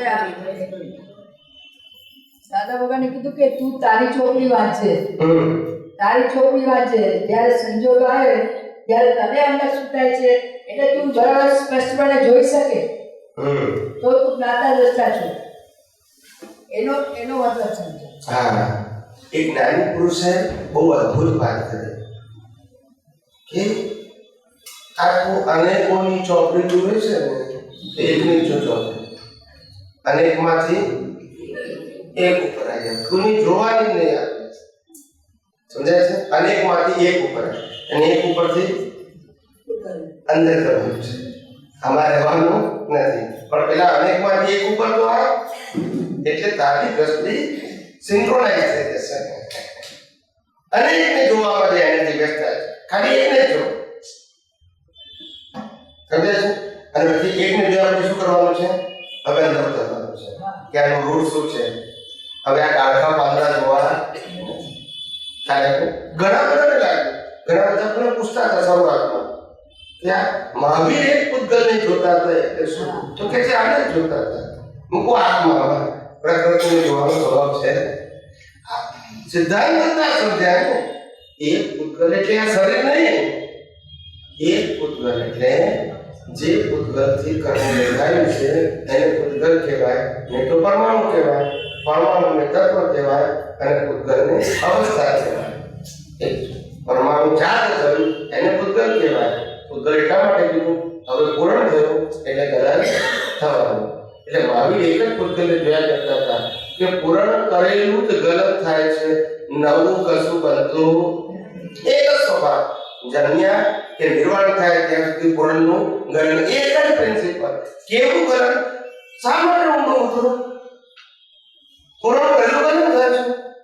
ગમતું ના ગમતું, સારું ખોટું, મારું તારું સબ્જેક્ટ જ નથી, એક જ સબ્જેક્ટ પૂર્ણ કરેલું ગલન, એક જ વિષય. એટલે શ્રીમદ રાજચંદ્રે લખ્યું રજપણ કે રિદ્ધિ વૈમાનિક દેવની સર્વે માન્યા પૂતગલ એક સ્વભાવ. દરેક રજપણ કે રિદ્ધિ વૈમાનિક દેવની સર્વે પૂર્ણ કરેલું શું કરે છે? એક જ સ્વભાવ છે.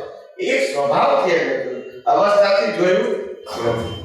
અવસ્થાથી જુએ એ સંસારી કહેવાય, તત્વથી જુએ એને જ્ઞાની કહેવાય.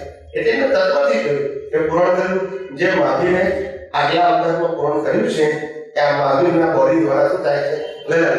એમાં ડિટેલિંગમાં જવાનું નથી મારે, કારણ કે પૂરણનું ગલન મીન્સ ઇટ્સ અ રિઝલ્ટ છે. તો રિઝલ્ટમાં મારે નવી એક્ઝામ આપવાની નથી. ના, એટલે જે કઈ સંજોગ આવ્યો તે મારી સામે એટલે મારે સમજી જવાનું કે પેલાનું પૂર્ણ કરેલું ગલન થયેલું છે. હવે એમાં રાગદ્વેષ થાય ઇન કેસ આની અંદર પ્રકૃતિ એકાકાર થાવ તો હા, પણ હવે એને પણ જોઈ લે કે અત્યારે એને ગુસ્સો આવ્યો કે ચીડ ચડી, આ બોલ્યા તો આની અસર આ થઈ, એ પણ જોયું. તો જોયું એટલે જ્ઞાતા દ્રષ્ટા રહ્યા ને કે હા, એ જોયું એટલે તમે જ્ઞાતા દ્રષ્ટા કહેવા હો, પણ એ જ્ઞાતા દ્રષ્ટા પણ પ્રતિષ્ઠિત આત્માનું છે. હા, એ બરાબર છે. પ્રતિષ્ઠિત આત્મા પ્રકૃતિને જોવે ને જાણે છે, પણ પ્રતિષ્ઠિત આત્મા જે પ્રકૃતિને જોઈ જાણે છે એ જેને અવસ્થા રૂપે જોયું એ આપણો અનાદિકાળનો અભ્યાસ હતો. હવે એ જ પ્રકૃતિને તત્વ રૂપે જોવું છે, એનો અભ્યાસ આપણે શરૂ કરવો છે. એનો અભ્યાસ એટલે કે જે હિસાબ છે એ આવે, હિસાબ તરીકે જુઓ, પાંચ તત્વોથી ચાલે તરીકે જુઓ, કુદરતી રચના તરીકે જુઓ, પૂરણ કરેલું ગલન થાય તરીકે જુઓ છો. ડિટેલિંગમાં નથી જવું. ના, એટલે પૂરણ કરેલું હતું એ બધું ગલન થઈ રહ્યું. હવે આ ગલન સારું છે ખરાબ છે પડવું જ નથી. હા હા હા, એક જ વિષય સારું ખોટું છે જ નહીં પછી. હા, ના એટલે ગુસ્સો કર્યો, પ્રેમ કર્યો એમાં જવું જ નથી. ના એ દેખાય ભલે પણ એ બી હવે નથી આપણા માટે એક જ સબ્જેક્ટ હા એક જ એટલે ડિસ્ચાર્જ બુદ્ધિ અને ડિસ્ચાર્જ મન એનું એનાલિસિસ કરે ઉદય કર્મને યાદ આપણા પુરુષાર્થમાં તો સનાતન સત્યવાળી દ્રષ્ટિ એ ઉદયમાં હોવી જોઈએ. કઈ દ્રષ્ટિ? પુરુષાર્થવાળા ભાગમાં. પરિણામવાળા ભાગમાં તો પરિણામ તો કહેવાનું છે કે આને ગુસ્સો કર્યો, આ બરાબર નથી કર્યું, એ બુદ્ધિ એનાલિસિસ કરે. પુરુષાર્થના ભાગમાં ના કરે. પુરુષાર્થના ભાગમાં તત્વ પૂરણ કરેલું હતું. ડિટેલિંગમાં નહીં જવાનું. કોઈ પણ કલરની અવસ્થામાં ડિટેલિંગમાં જવું એ રિલેટિવ શક્તિ છે. અચ્છા અત્યારે અને છૂટા પડવું એ સારા છે. ને મહાવીર ભગવાનને જ્યારે આ ઓલે માયું ત્યારે એમને તત્વદૃષ્ટિથી જ જોયું. એમને તો ઉપયોગ જ ના કરે. ના એ તો છૂટો જાય. એમને તો કેવળ ના હોય જ નહીં. ખાલી નાટક પ્રતિષ્ઠિત આત્મા જીવતો પછી અચ્છા બીજા ડિસ્ચાર્જ કરો ચાર ના અને ડિસ્ચાર્જ હોય એટલે પછી એને એ બધું કાંઈ નથી લીધું. કશું જ નહીં. ખાલી જોયા કરે છે. તે એનું જેવું સમજણ લાવ્યો છે ડિસ્ચાર્જમાં એવું રીતે જોવે છે. અને જ્ઞાન ને કેવળ જ્ઞાનનો તો ખાલી ઉપયોગ હોય. પુરુષાર્થ ઉપયોગ ના ઉપયોગ એટલે પણ જે સંજોગ બને છે આપણે જે ઉપયોગ કરીએ ને પુરુષાર્થ એવું ના નહીં. એવો નહીં હોય ઉપયોગ એટલે સ્વભાવ. પણ મારો કહેવાનો કે એ કેવી રીતે જોતા કે આ ઉદય આવ્યો ને ગયો એમ. એવું ના જોઈએ. એવું પણ ના ના ના ના એ તો પુરુષાર્થમાં જાય. આ મહાવીરજી એક પુસ્તકને જોતા હતા કે પુરુષાર્થમાં આવ્યું થોડું ડિસ્ચાર્જમાં આવ્યું છે. એ ડિસ્ચાર્જ હતા તો તે જોતું. હા આપણે જોતો તો ને હા પણ ડિસ્ચાર્જ એવું જ્ઞાન દર્શન જે હૃદયમાં લઈને આવ્યા છે એ નિકાલી છે. જ્ઞાન દર્શન શું છે? નિકાલી. પુરુષાર્થ નથી પાછો. ના એ બરાબર છે પણ એ જે દ્રષ્ટિથી જોતા હતા કારણ કે દરેક કેવળ જ્ઞાની જી. તો આપણને દાદા ભગવાને શું કીધું કે અમે તમને એવી દશામાં બેસાડ્યા છે કે હવે તમને નિકાલ જ છે બધું તમને બધું જ નિકાલ છે. બધું નિકાલ સાચી વાત છે. તો એટલે જે રીતે વર્તું હતું એવું બી આપણને સમજણમાં આવે એવી રીતે નીકળે ને એવી રીતે બધા ઉદય કર્મો આપણી સામે પાસ થાય. હા એટલે એમને શું કહ્યું કે એમને જે વર્તતું હતું એ નથી કીધું એમને એવું કીધું કે તમારું લેવલ શું છે ત્યાંથી તમે કઈ રીતે અપગ્રેડ થાઓ એટલું કીધું જે તે વ્યક્તિને.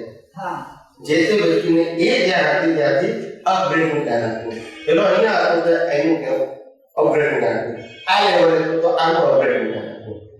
બધાને જે કર્યા શું કરે હવે બધા શ્રેણીઓ અલગ અલગ હા, હતી. એ તો બરાબર એટલે બધાને પ્રયોગ પણ કેવા આપ્યા અલગ અલગ અલગ. હવે આપણે બધાને શું છે એક જ વ્યક્તિ બધા પ્રયોગ વાંચી નાખે છે તો શું થાય?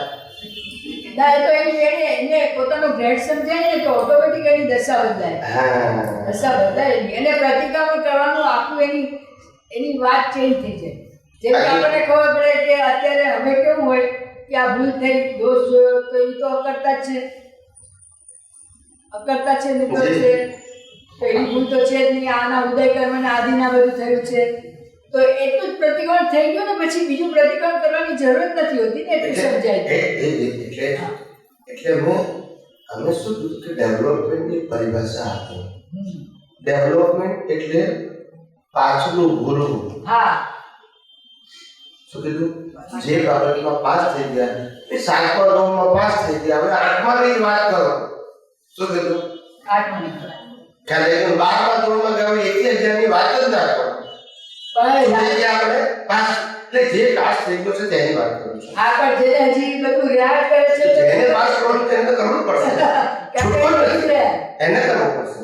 જે 12મા ધોરણમાં છે એને પાસ થવું જ હવે પડશે. તો ઘણી વાર પાસ ન થાય 2-4-5 વર્ષે ન થાય ને ઘણા હોશિયાર લોકો હોય તો ન પાસ થાય થાય બને એટલે છેદમાં રહે ને એટલે- તો એ તો ઈ વસ્તુ ખોટી નથી એમ. એટલે ના ખોટી તો હોતી જ નથી. મેં કીધું એકે સ્ટાન્ડર્ડ અને એકે સ્ટેપ અને જ્ઞાની પુરુષે બતાવેલા એકે પ્રયોગ ઇવન તો ધર્મમાં બતાવેલા પણ એકે પ્રયોગ ખોટા હોતા જ નથી.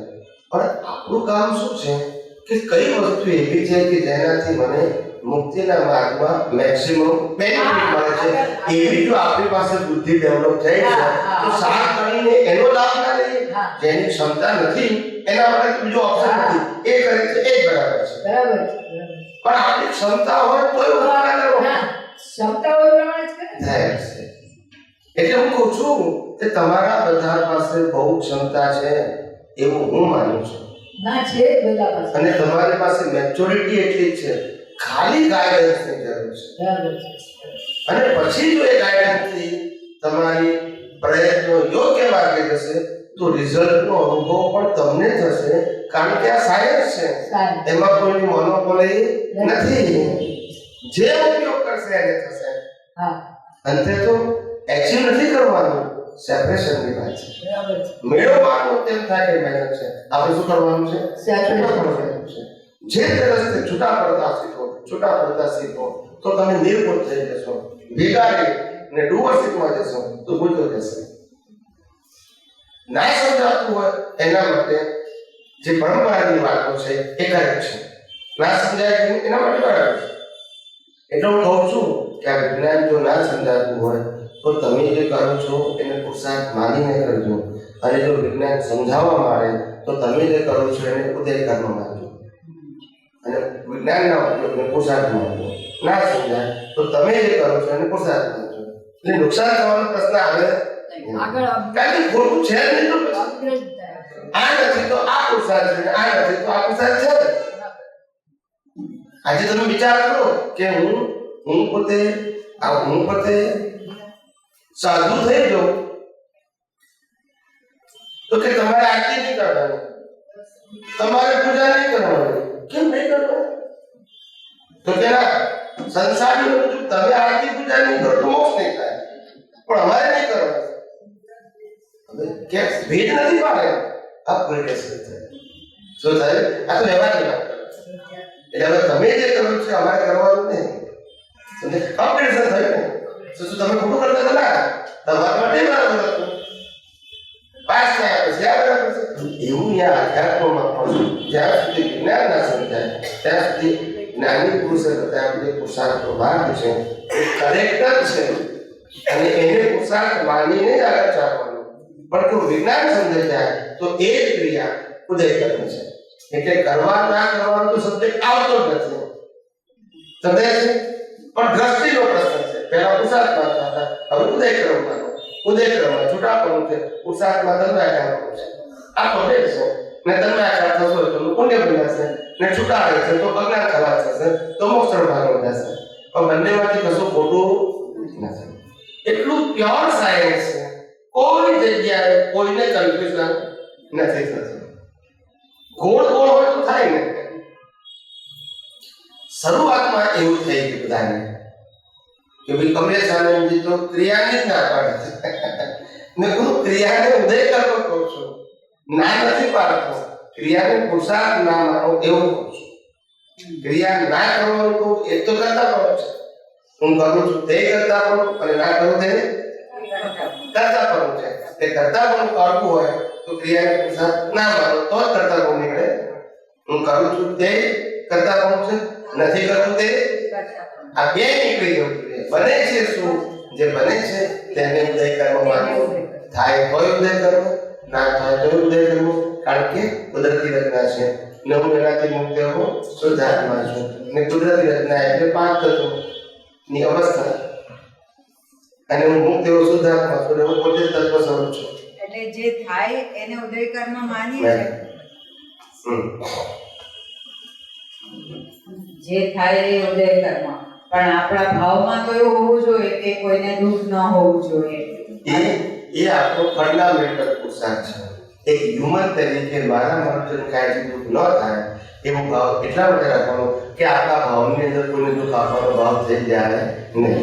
એટલે પછી એનું બીજ ના પડી જાય. એટલે એમાં એવું તો આપણે દુઃખ આપનારા તો છીએ જ નહીં ત્યારે, પણ દુઃખ આપવાના ભાવ ના થઈ જાય, અથવા તો મન વચન કાયથી દુઃખ અપાઈ જાય તો આ બરાબર કર્યું છે એવું ના થાય. એટલા માટે પેલી વાત જરૂરી છે. હા, નહીં તો એવું થાય કે બધું ઉદય કર્મ છે ને કરતા નથી. એટલે ના ના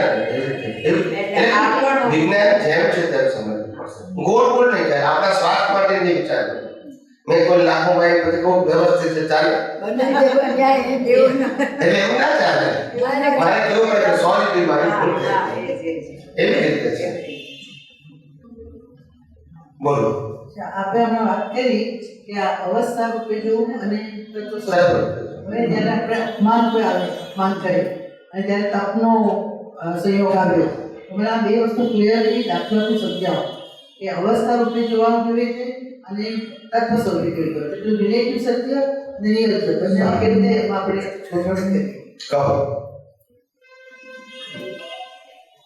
કોઈએ તમારું અપમાન કર્યું, આ એક અવસ્થા છે. હવે તમને એને વ્યવહાર સત્યથી શું જોશો કે બી આ મારો ઉદય કરવો છે, બરાબર છે, માટે એ નિમિત્ત છે એમ કરીને તમે વાતને ક્લોઝ કરી દીધી, એને દોષે જોયું નહીં. હવે એને દોષે જોયું કદાચ તો તમારે એનો પ્રયાસ કરવાનો. આ રિલેટિવ સત્ય છે. વિજ્ઞાન શું કહે છે કે ભાઈ એને અપમાન કર્યું અને તારું અપમાન કર્યું, આ જે પેકેજ છે બે જણનું, આ બે જણનું પેકેજ એ કુદરતી રચના. આ કોઝ અને ઇફેક્ટની અસર એ પૂરી થાય છે. ગયા અવતારનું તમારું ફ્રેન્ડ બી અહીંયા શું થાય છે, એકને અપમાન કરવાનું અને અપમાન સ્વીકારવાનું. આ બંનેનું પેકેજ શું થઈ ગયું, આગળ કર્મ પૂરું થઈ ગયું. એટલે આ કુદરતી રચના છે. હવે આ કુદરતી રચના કયા આધારે છે તો 5 તત્વો છે. કયા તત્વો છે? 5. કયા 5 તત્વો? જળ તત્વ છે, ગતિ સહાયક છે, સ્થિતિ સહાયક છે, ટાઈમ છે અને સ્પેસ છે. આ કુદરતી રચના. એની અંદર શું છે? ચેતન. મારી અંદર શું છે? ચેતન. તો પછી હવે શું કરવાનું બાકી રહ્યું? આ છૂટું પડી ગયું. હવે પ્રતિક્રમણ ના રહ્યું, સામાજિક ના રહ્યું, કશું રહ્યું? છૂટા પડી ગયા. સમાધાન છે. એટલે જેમ છે તેમાં જગતને આપણે જોયું. જગત એટલે આખું જગતની વાત નથી. તમે જે ફીલ કરી રહ્યા છો એ જ આ ક્ષણનું તમારું જગત છે. આ ક્ષણનું એને તમે કુદરતી રીતે જોયું એટલે આખા જગતને જોયું. બીજું જગત તમે જોતા નથી, પછી ક્યાં પ્રશ્ન છે? એમાં તો તમારે રાગદેશ છે પણ નહીં, એમાં તો અજ્ઞાની નથી.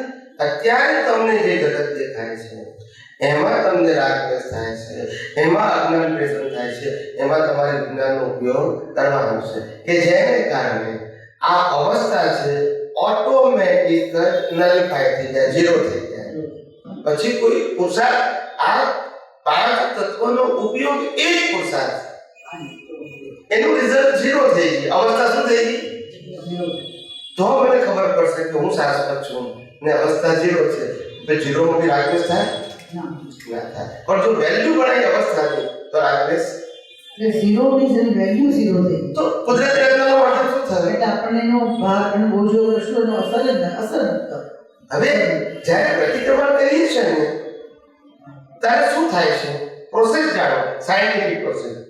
કે પહેલા તમે કોઈના પર ગુસ્સો કર્યો, હવે તમારે એનું પ્રતિક્રમણ કરવું છે તો તમારે તમારા વિઝનમાં પહેલું સેટ કરવું પડશે કે ભૂલ મેં કરી છે.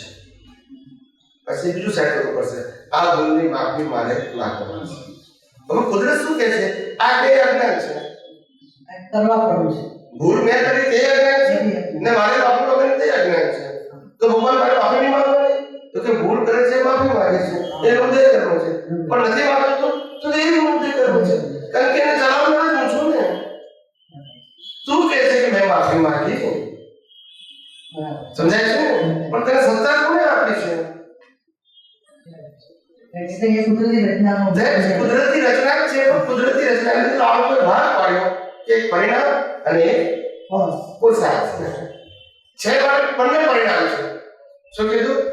આપણે કોઈને કહીએ કે ભાઈ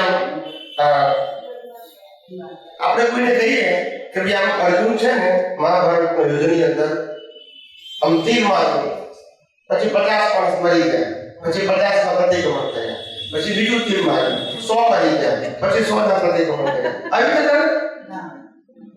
તો એ બે અવતારે મોક્ષે ગયા, લાખો માણસોને માર્યો.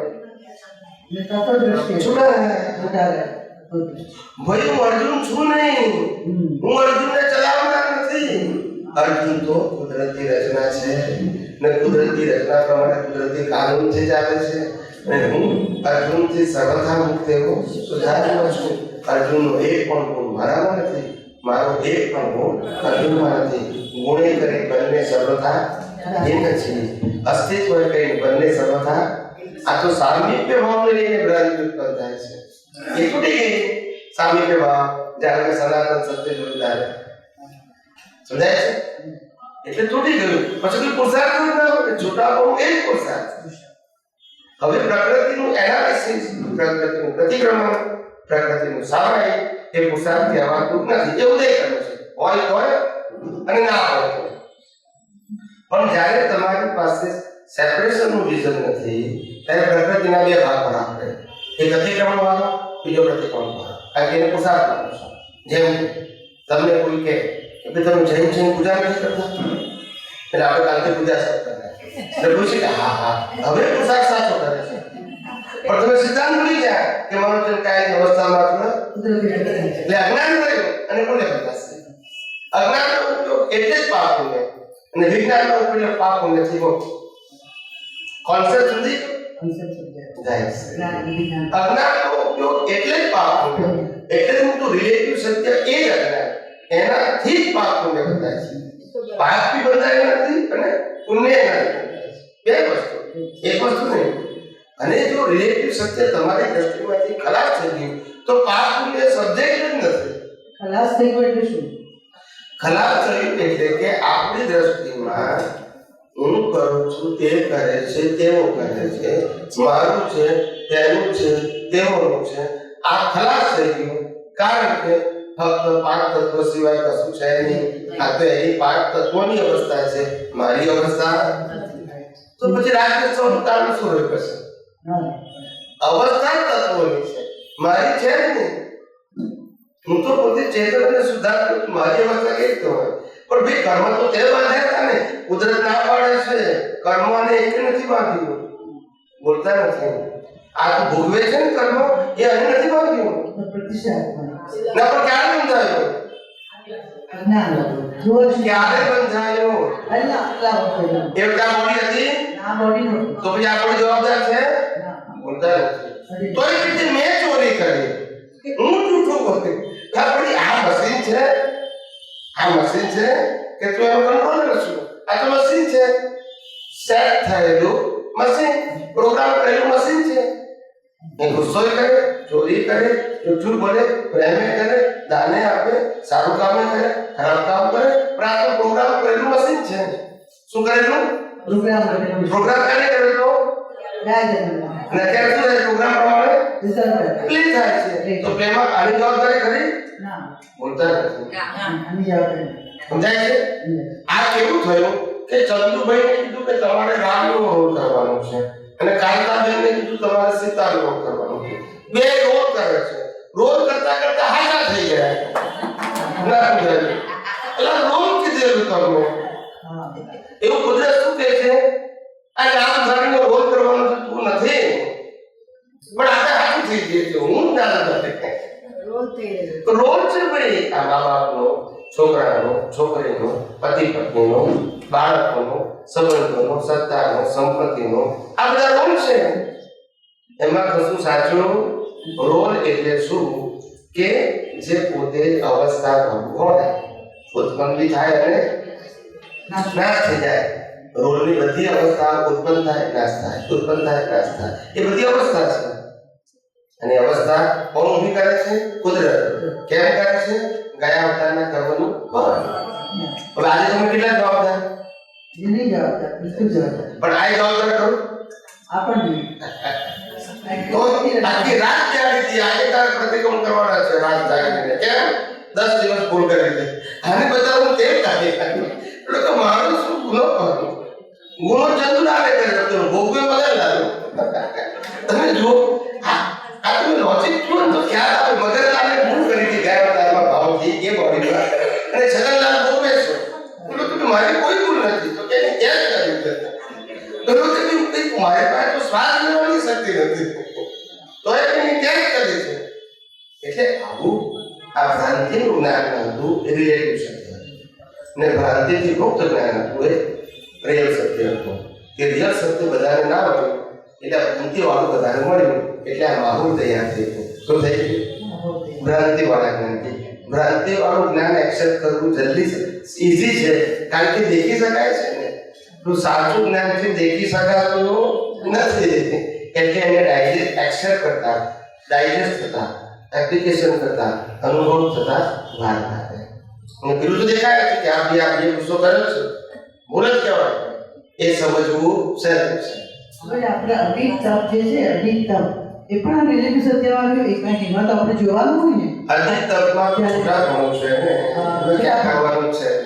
અધિક તપનો મતલબ થાય કર્તાપણાને માલિકપણાથી મુક્ત રહો તો અધિક તપ છે, અને કર્તાપણાને માલિકપણાથી તો દીર્ઘ તપ છે. દીર્ઘ એટલે જોઈ શકાય છે, એટલે એ પણ રિયલમાં છે રિયલ સરસ રિયલમાં છે, એ રિયલ તરફના પુરુષાર્થમાં છે. એટલે આ ચાર સાથે ગયા જ્ઞાન દર્શન ચારિત્ર તપ ચારે પાયા કહેવાય. જ્ઞાન દર્શન ચારિત્ર તપ. હવે જ્ઞાન અને દર્શન એમાં શુદ્ધ જ્ઞાન અને શુદ્ધ દર્શન છે, બરાબર છે, પણ એનું એપ્લિકેશન જેટલું કાચું એટલું તપ, ને એપ્લિકેશન પરફેક્ટ એટલું તપ ઝીરો થઈ જાય, ઓછું થાય ને ઝીરો થઈ જાય. તપ એટલે શું? તમે શુદ્ધ જ્ઞાન દર્શનને ઉપયોગ નથી કરતા ને. ભાઈ પેલા એ 10 લાખ રૂપિયા લીધા છે, આપે જ કેમ નહીં? બધાની વચ્ચે આપ્યા છે, લખાણ છે, મારી પાસે ત્યાં છે, બધું છે, કેમ ના આપે? ત્યાં લઈ ગયું ને એટલે પછી શું થાય? તપ ઉત્પન્ન થાય. પછી વાળી કોઈને પેલા કહે કે ભાઈ જે આપ્યા છે એ વાત સાચી છે, એ અર્ધ સત્ય છે, અને બાકીનું અર્ધ સત્ય ગયા અવતારમાં લીધા હતા તે હતું, ત્યારે કે હા હવે બરાબર છે. તો વાત તો બધી આમ કરો આ સ્વીકાર આપણે છે ને તે એના કરતા આવે છે તે સ્વીકારી લો. દુનિયા આત્મ નિકાલ કરો. પાછું દેખાતું નથી પણ કોજ વગર તો પ્રશ્ન માટે સમજી જાવ કે રિઝલ્ટ આવ્યું છે માટે એને અનુરૂપ કોઝ હોય જ. મને ખબર ના હોય અત્યારે ખબર ના પડે પણ રિઝલ્ટ એક્ઝામ વગર રિઝલ્ટ હોય ના જોઈએ પણ છોકરો રિઝલ્ટ લઈને આવ્યો 100 માંથી 25 માર્ક, મા બાપે જીવી નાખ્યું કે 100 માંથી 25 માર્ક લાવ્યો. સમજાય છે કે જીવી નાખ્યું. છોકરો કે આ આપણા બાજુવાળો રિઝલ્ટ છે બતાવવા લાવ્યો, પણ પહેલા તો જીવી નાખ્યો. નામ બાપ વાંચે જ નહીં કે મારે 75 આવ્યા ને 50 આવ્યા, પણ તમારી વાત સાંભળો તો ને જેવું જોઈ લે એમ માણસ ધીરજ રાખે તો ખબર પડે. ઉતાવળ કરે તો એમ આને કઈ કર્યું નથી પણ આને જીવી નાખ્યું. ભાઈ હવે નથી કર્યું, આ તો બચારું સાધન છે, પ્રોગ્રામ પ્રમાણે બચારું જીવે છે, એનો વાત છે પણ જોવાનું જ નહીં. સમજાય છે? એટલે આપણી જે માનસિકતા છે ને એને ડાયજેસ્ટ કરતા વિજ્ઞાનમાં આવતા થોડી વાર લાગશે, પણ પ્રયાસ કરતા રહેજો.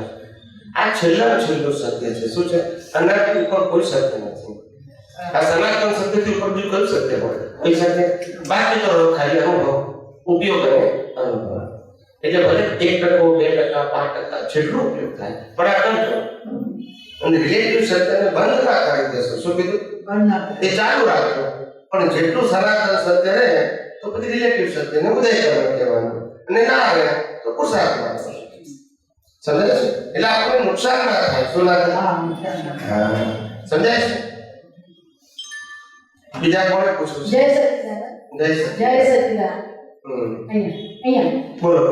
આ કહો ને અવસ્થાને પાંચ તત્વથી જોવા એ હજી સમજણ ન પડી. પાંચ તત્વને કેવી રીતે ઘટાડવાના અવસ્થામાં? અવસ્થામાં 5 તત્વો દેખાય વાત તો છે. આ જળ છે, હા જળ છે, ઉદ્ધર હા ગતિ સહાયક છે, ગતિ સહાયક છે સ્થિતિ સહાયક છે, ટાઈમ તત્વ છે, નિષ્પેષ. હા તો કોઈ પણ અવસ્થા 5 તત્વો વગર હોઈ શકે. હા પાંચ તત્વ અને અવસ્થાને અવસ્થા તારી રહી શકે જ્યારે અંદર ચેતન હોય તો. હા પાંચ જળ જળની ક્યાં અવસ્થા છે? ના સમજાય છે કે નહીં? એટલે 6 તત્વોની હાજરી છે. આ દુનિયામાં કોઈ પણ અવસ્થા એવી ના હોય લાઈફમાં કે જેમાં 6 તત્વ ના હોય. એટલે સામેવાળો જ્યારે આપણે દોષી દેખાય તો એમાં આ છ તત્વ ઘટાડીને નિર્દોષ જોવા એટલે હજી સમજણમાં નથી કીધું મને. ફરી એક દાખલો એવો કે 6 તત્વનો મતલબ શું થયો? 6 તત્વ એટલે કુદરત. હા એમાં તમારું કશું નહીં ને એનું કશું નહીં. હમ આ 6 તત્વો હા સામે નામે 6 તત્વો, છ અને 6 તત્વો એ સનાતન છે, ને આની અંદર 6 તત્વો છે ખાલી અવસ્થા છે. એનો માલિક કોણ છે? કુદરત. અને અવસ્થા એ શું છે? સર્જનનું વિસર્જન. હા પછી એમાં રાગ વિષ્ણુ ક્યાં પ્રશ્ન રહ્યો? તો સામેવાળો જે ભૂપટા કે જે કે બળતરા સાંભળવા થાય ત્યારે પરિસ્થિતિ થોડી વિચિત્ર થઈ જાય આપણી એટલે એ સમયે આપણે સહન કરવાનું સામેવાળાની વાત જ નથી કરતા આપણે. આ હોય આ સામેવાળો છે અને પેલો આની સામેનો સામેવાળો છે. આ આપણે નથી ને પેલા આપણે નથી. આ બે સામેવાળા જ છે. આ બેમાંથી એકે આપણે નથી. આ કુદરતી રચના છે ને પેલું કુદરતી રચના છે. પણ આ પણ લાગે છે કે આ હું છું અને આ સામેવાળો છે. બે સામેવાળા જ છે. આપણે બેમાંથી એકે નથી. નહીં લેવા દેવા. કોઈ કોઈના હસબન્ડ નથી, કોઈ કોઈના વાઈફ નથી. છે બધા શુદ્ધાત્મા. થઈ ગયા હસબન્ડ ને વાઈફ તે મજા કરે છે મારા કઈ નથી તો થઈ ગયું છે તો હું થાય છે. એટલે આવી રીતે 6 વર્ષમાં ગોઠવતા કરતા પણ આપણું ખલાસ થઈ જાય. કરતા પણ માલિકી પણ ખલાસ થઈ જાય. અને જો તત્વ દ્રષ્ટિ ઉત્પન્ન થશે આને જ્ઞાનીઓએ જ્ઞાન અને દર્શનની શુદ્ધિ કહી. ક્રિયાને દર્શન સાથે જ્ઞાન દર્શન તો કોઈ લેવા દેવા નહીં. ક્રિયાને કર્મ સાથે લેવા દેવા છે કે જેનો ભોગવટો આવશે. જ્ઞાન દર્શન શુદ્ધનો મતલબ કર્મ જ ના બનતા. જ્ઞાન શુદ્ધ હોય, દર્શન શુદ્ધ હોય તો ચારિત્ર શુદ્ધ હોય. ચારિત્ર એટલે વિતરાગતા. વિતરાગતા એટલે રાગદ્વેષના ધોરીથી અને એ જ મુક્તિનો માર્ગ. કોઈ પણ અવસ્થામાં જ્ઞાન દર્શન શુદ્ધ એનો રિઝલ્ટ ચારિત્ર શુદ્ધ. ચારિત્ર શુદ્ધ એટલે વિતરાગતા. એટલે તમે એટલા પાસ થઈ ગયા કુદરતની એક્ઝામ અને જેમાં જ્ઞાન દર્શન શુદ્ધ ના રહે એટલા તમે ફેલ થયા છો. કુદરત તમને ફેરતીની એક્ઝામ લેશે. તમારે આપવી પડશે, પાસ થવું પડશે. કુદરત એક જ વસ્તુ કહેશે આ જગતમાં જન્મે તે મરે ત્યાં સુધી આત્મા સિવાય તારું કશું હતું નહીં, છે નહીં અને રહેવાનું નથી. તું માને કે ના મારું જ હતું અને મારી પાસે જ રહેવાનું છે. તને ખાલી ભોગવટા રૂપે મેં સંજોગ આપ્યો છે. એનો તું માલિક થઈ ગયો. શરીર આપ્યું મેં, માલિક થઈ ગયો તું. સંજોગો આપ્યા મેં, માલિક થઈ ગયો તું. સાધનો આપ્યા મેં, માલિક થઈ ગયો તું. મારી વસ્તુ પડે એટલે પછી મારે ના ખાવું પડે. મેં તને વાપરવા માટે આપી છે. તું તો માલિક થઈ ગયો. વાપરવા માટે છે, શરીરે વાપરવા માટે છે, કર્મ ભોગવવા માટે કુદરતે આપ્યું છે. આપણે માલિક નથી.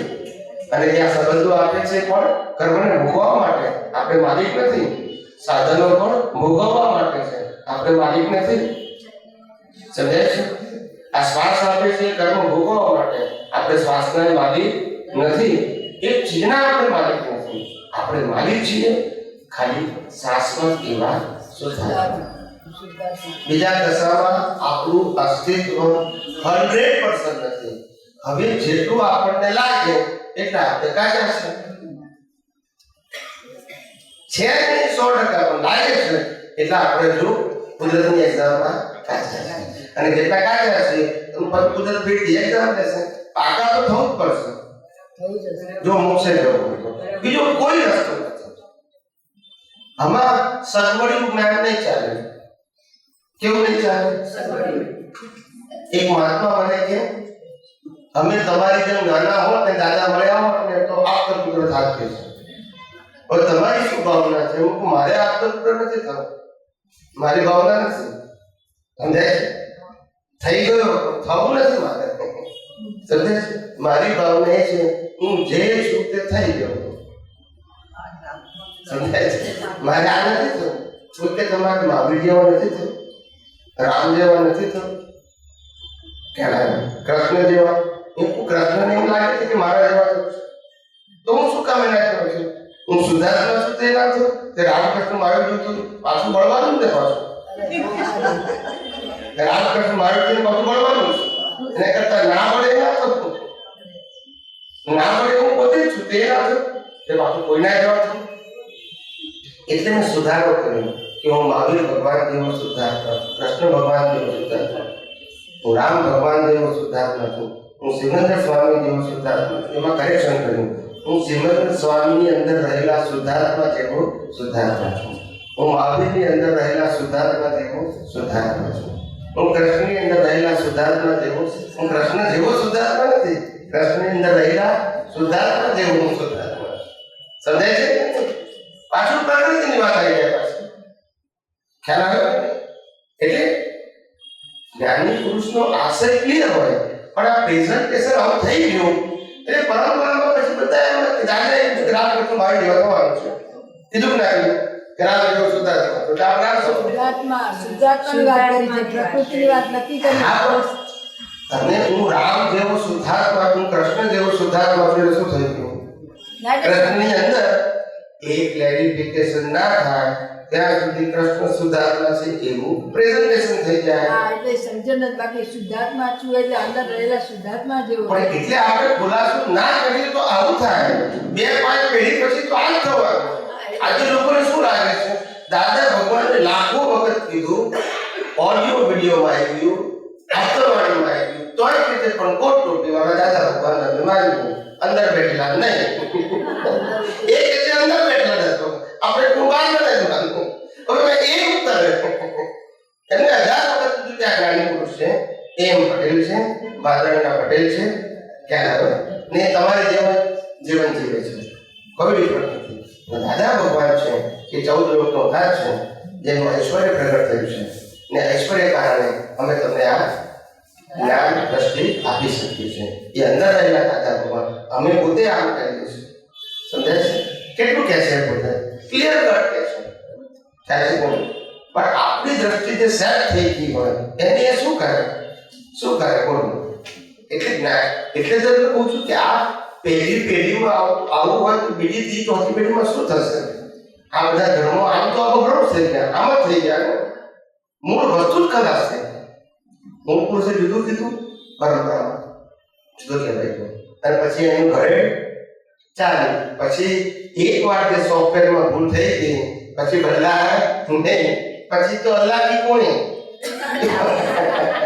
કોઈ પૂછે નહીં કે અલ્લાહ ક્યારે આવ્યો ને કોણી ક્યારે મારી. અલ્લાહ મારા સ્વરૂપે હોય, વિચારવાનું નહીં. અલ્લાહ કી કોણી આગે જાણે, કોઈ વિચારે નહીં કે ખરેખર અલ્લાહ ની કોણી હોય, એવું વિચારવાનું નહીં.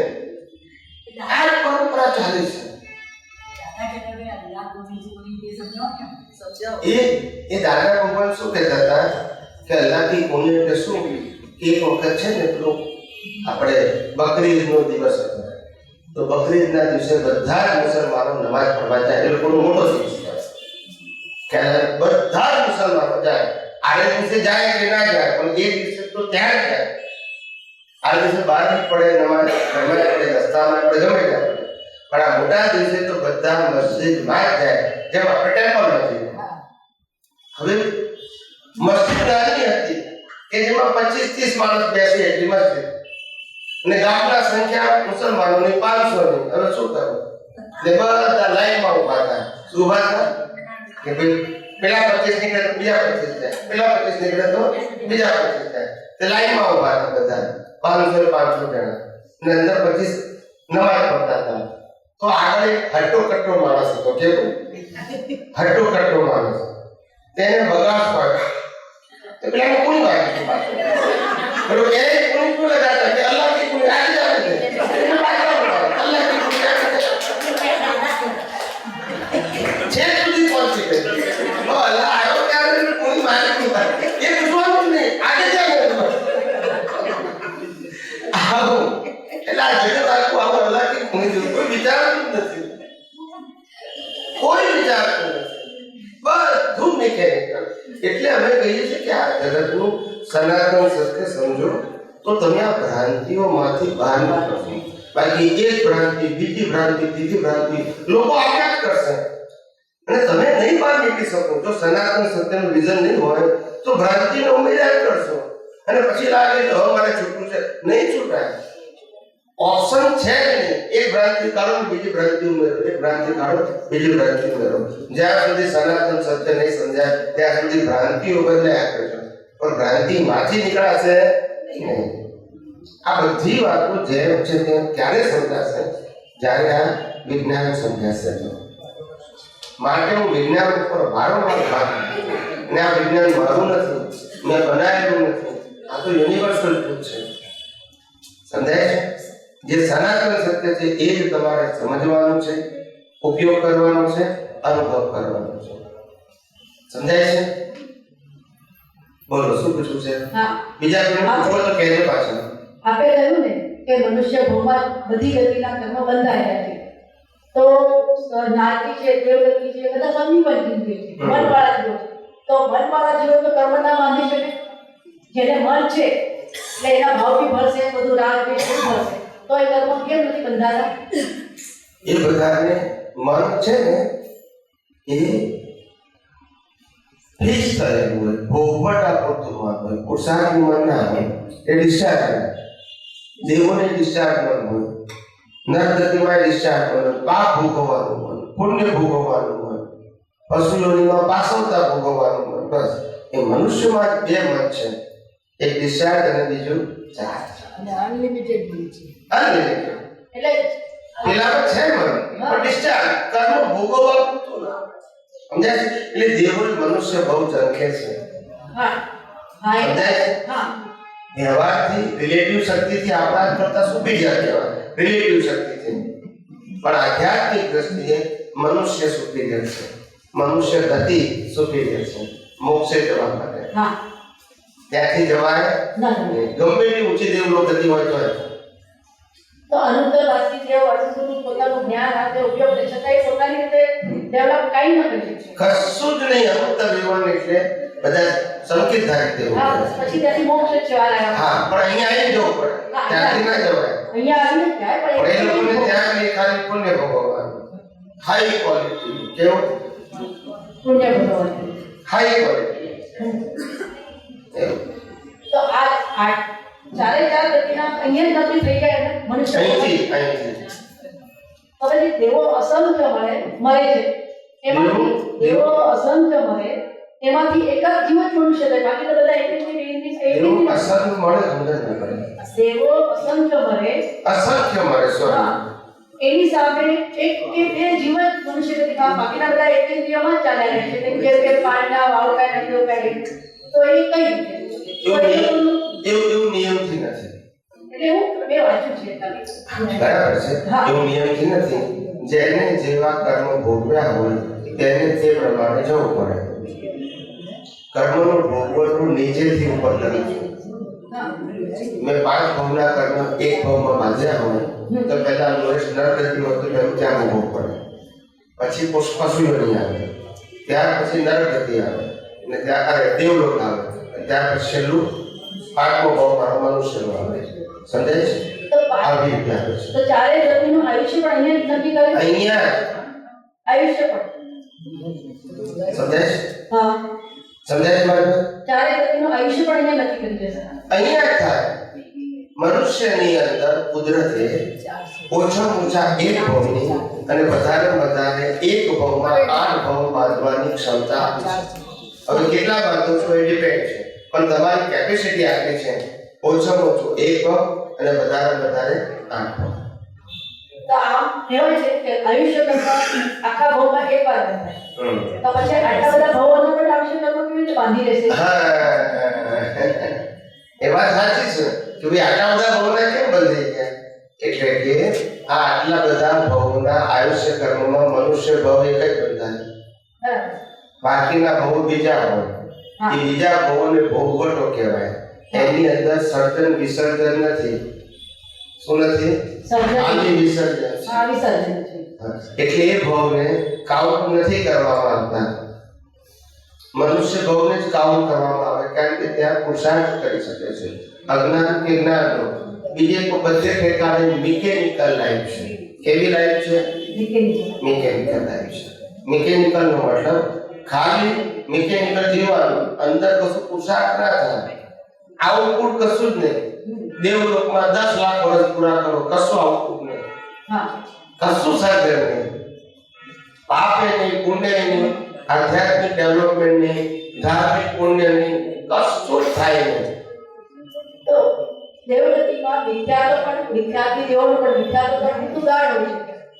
તો પછી પણ એ મિથ્યાત્વની હિસાબે એટલે અજ્ઞાન જ થયું ને. ચાલો બોલો. હા તો પણ એને કશું કર્મ ન બંધાઈ શકે. મિથ્યાત્વી દેવો સંકિતી દેવો જે સ્ટાન્ડર્ડ તમે જે હા. બોલો છો ને, હા હા એ મિથ્યાત્વી ને સંકિતી અહીંયા આયા હતા અને મિથ્યાત્વી તરીકે ગયા અને સંકિતી તરીકે ગયા. ત્યાં મિથ્યાત્વી સંકિતી નથી, અહીંયાથી ફાઇનલ થઈને જ લેવા. હા, અહીંયા મિથ્યાત્વ વાળો દેવ રૂપમાં ના જઈ શકે, જઈ શકે. જય જય. સમકીર્તિ પણ જઈ શકે, હાયર લેવલનો સમકીર્તિ પણ જઈ શકે. સમજાય છે? સહાયક સમકીર્તિ પણ જઈ શકે, નરકમાં જઈ શકે સહાયક સમકીર્તિ, અને સહાયક સમકીર્તિ દેવ રૂપમાં જઈ શકે. પણ અહીંયા હતો એ ત્યાં નહીં. તો પછી કેમ કહેવાય છે કે દરેક ગતિમાં જીવ સંગતને પામી શકે છે? એટલે ગતિમાં એટલે કે ધીરે ગતિમાં છે તો પણ પામી શકે, દેવ ગતિમાં પણ સંગતને તો પામી શકે. ના પામી શકે. તો પછી મોક્ષ નથી શકતો. એટલે જ પૂછવા માંગુ. એટલે વાત સૈદ્ધાંતિક એટલે આ પુસ્તક ચોપડીમાં સમજી ગયો. વાત શ્રદ્ધાની હોઈ શકે, સિદ્ધાંતની નથી. શ્રદ્ધામાં તો જેને જે કહેવું કહી શકે, રિલેટિવ વ્યૂ પોઈન્ટ, સિદ્ધાંતિક નથી વાત. અચ્છા, એટલે સંગત તો પણ અહીંયા જ પામી શકે મનુષ્ય ભવમાં. હે? સંગત તો પણ મનુષ્ય ભવમાં જ કરશે. મનુષ્ય ભવમાં જ પામી શકે કહેવાનો મતલબ. એટલે બાકીના કોઈ ભવમાં એટલે પામી ન શકે. સમ્યક પુરુષાર્થ, મોક્ષ, ગતિનું સર્જન બધું અહીંયા થાય. હવે પાર્શ્વનાથના ભવમાં જ્યારે બીજો હાથીનો ભવ થયો ત્યારે અલી મુનિથી એ સંકેત પામે એવું વાર્તા આવે છે. થાય એટલે થોડી ગડબડ થઈ છે. થાય ના થાય. સિદ્ધાંતિક ના થાય, શ્રદ્ધામાં કોઈ માની શકે. મનુષ્ય ભવ સિવાય કોઈનો મોક્ષ થાય નહીં, કેવળ જ્ઞાન થાય. મોક્ષ નહીં, સંકેત કરી પ્રાપ્તિ નહીં. કોઈ ગતિમાં ના થાય. ત્યાં પુરુષાર્થ જ નથી પછી. હા, એટલે જ પૂછું. પુરુષાર્થ નથી તો પછી જય સચિદાનંદ. જય સચિદાનંદ. એક મિનિટ સાંભળી જાઓ. આ જવાની ગરમીની વાત છે.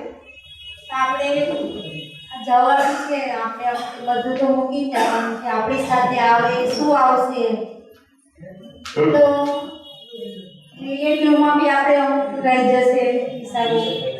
શુદ્ધ ઉપયોગથી થોડો રહ્યો ના રહ્યો, અજ્ઞાનથી કંઈ એટલે રહી જવાનો અજ્ઞાની. તપ એવું કવિરાજ સાહેબ સરસ બધું કંઈ થયા પણ અંદરના ધ્યાન પરથી અવતાર થાય ભરતે બોલાવતું તે નહીં. તો એ આમ એવી ટાઈમે આપણે છેલ્લા દિવસો હોય તો અંદરનું ધ્યાન એના પરથી ગતિ થાય. કવિરાજ સાહેબ ઘણી વાર એ બરાબર છે. તે ધ્યાન પર જાતું સ્થિર થાય. અંદરના ધ્યાન ઉપર અવતાર થાય, પણ એ ધ્યાન એ છેલ્લી અવસ્થાનું નહીં, આખા જીવનનું સર્વૈવ. આ તો છેલ્લી અવસ્થાનું સર્વૈવ આવે એ પ્રમાણે કીધું છે. એટલે છેલ્લી અવસ્થાનું શુદ્ધાત્મા કહું, આખી જિંદગીમાં શુદ્ધાત્મા ના રહ્યો તો ગતિ ના થાય. એ આવે નહીં, પણ આ તો વ્યવહાર છે. પણ અંદરના ધ્યાન ઉપર એટલે કે આખી જિંદગીમાં તમે જે પુરુષાર્થ કર્યો હોય એ ધ્યાન તમને છેલ્લે રહે અને એ પ્રમાણે તમારી ગતિ થાય. કોઈ વાર એવું કે આપણે શું છે? હા, બોલો. કમલેશાનંદજી, આનું meaning એમ થયું કે દાદાજીએ એમ કીધું છે કે નહીં. બીજ શેકાય જાય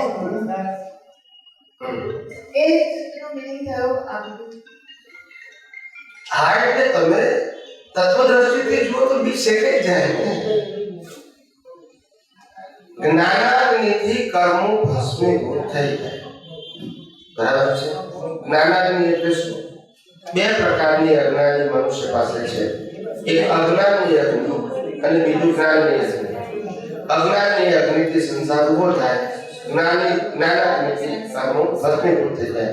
એટલે જૂનું ઓગળી જાય, નવું ઊભું થાય નહીં. અને અજ્ઞાન રૂપી અગ્નિ હોય તો જૂનું ઓગળે અને પાછું નવું સર્જન થાય. સમજાય છે? એટલે આ એના માટે તો છે. આ વિજ્ઞાન એ જ્ઞાનાગ્નિ છે.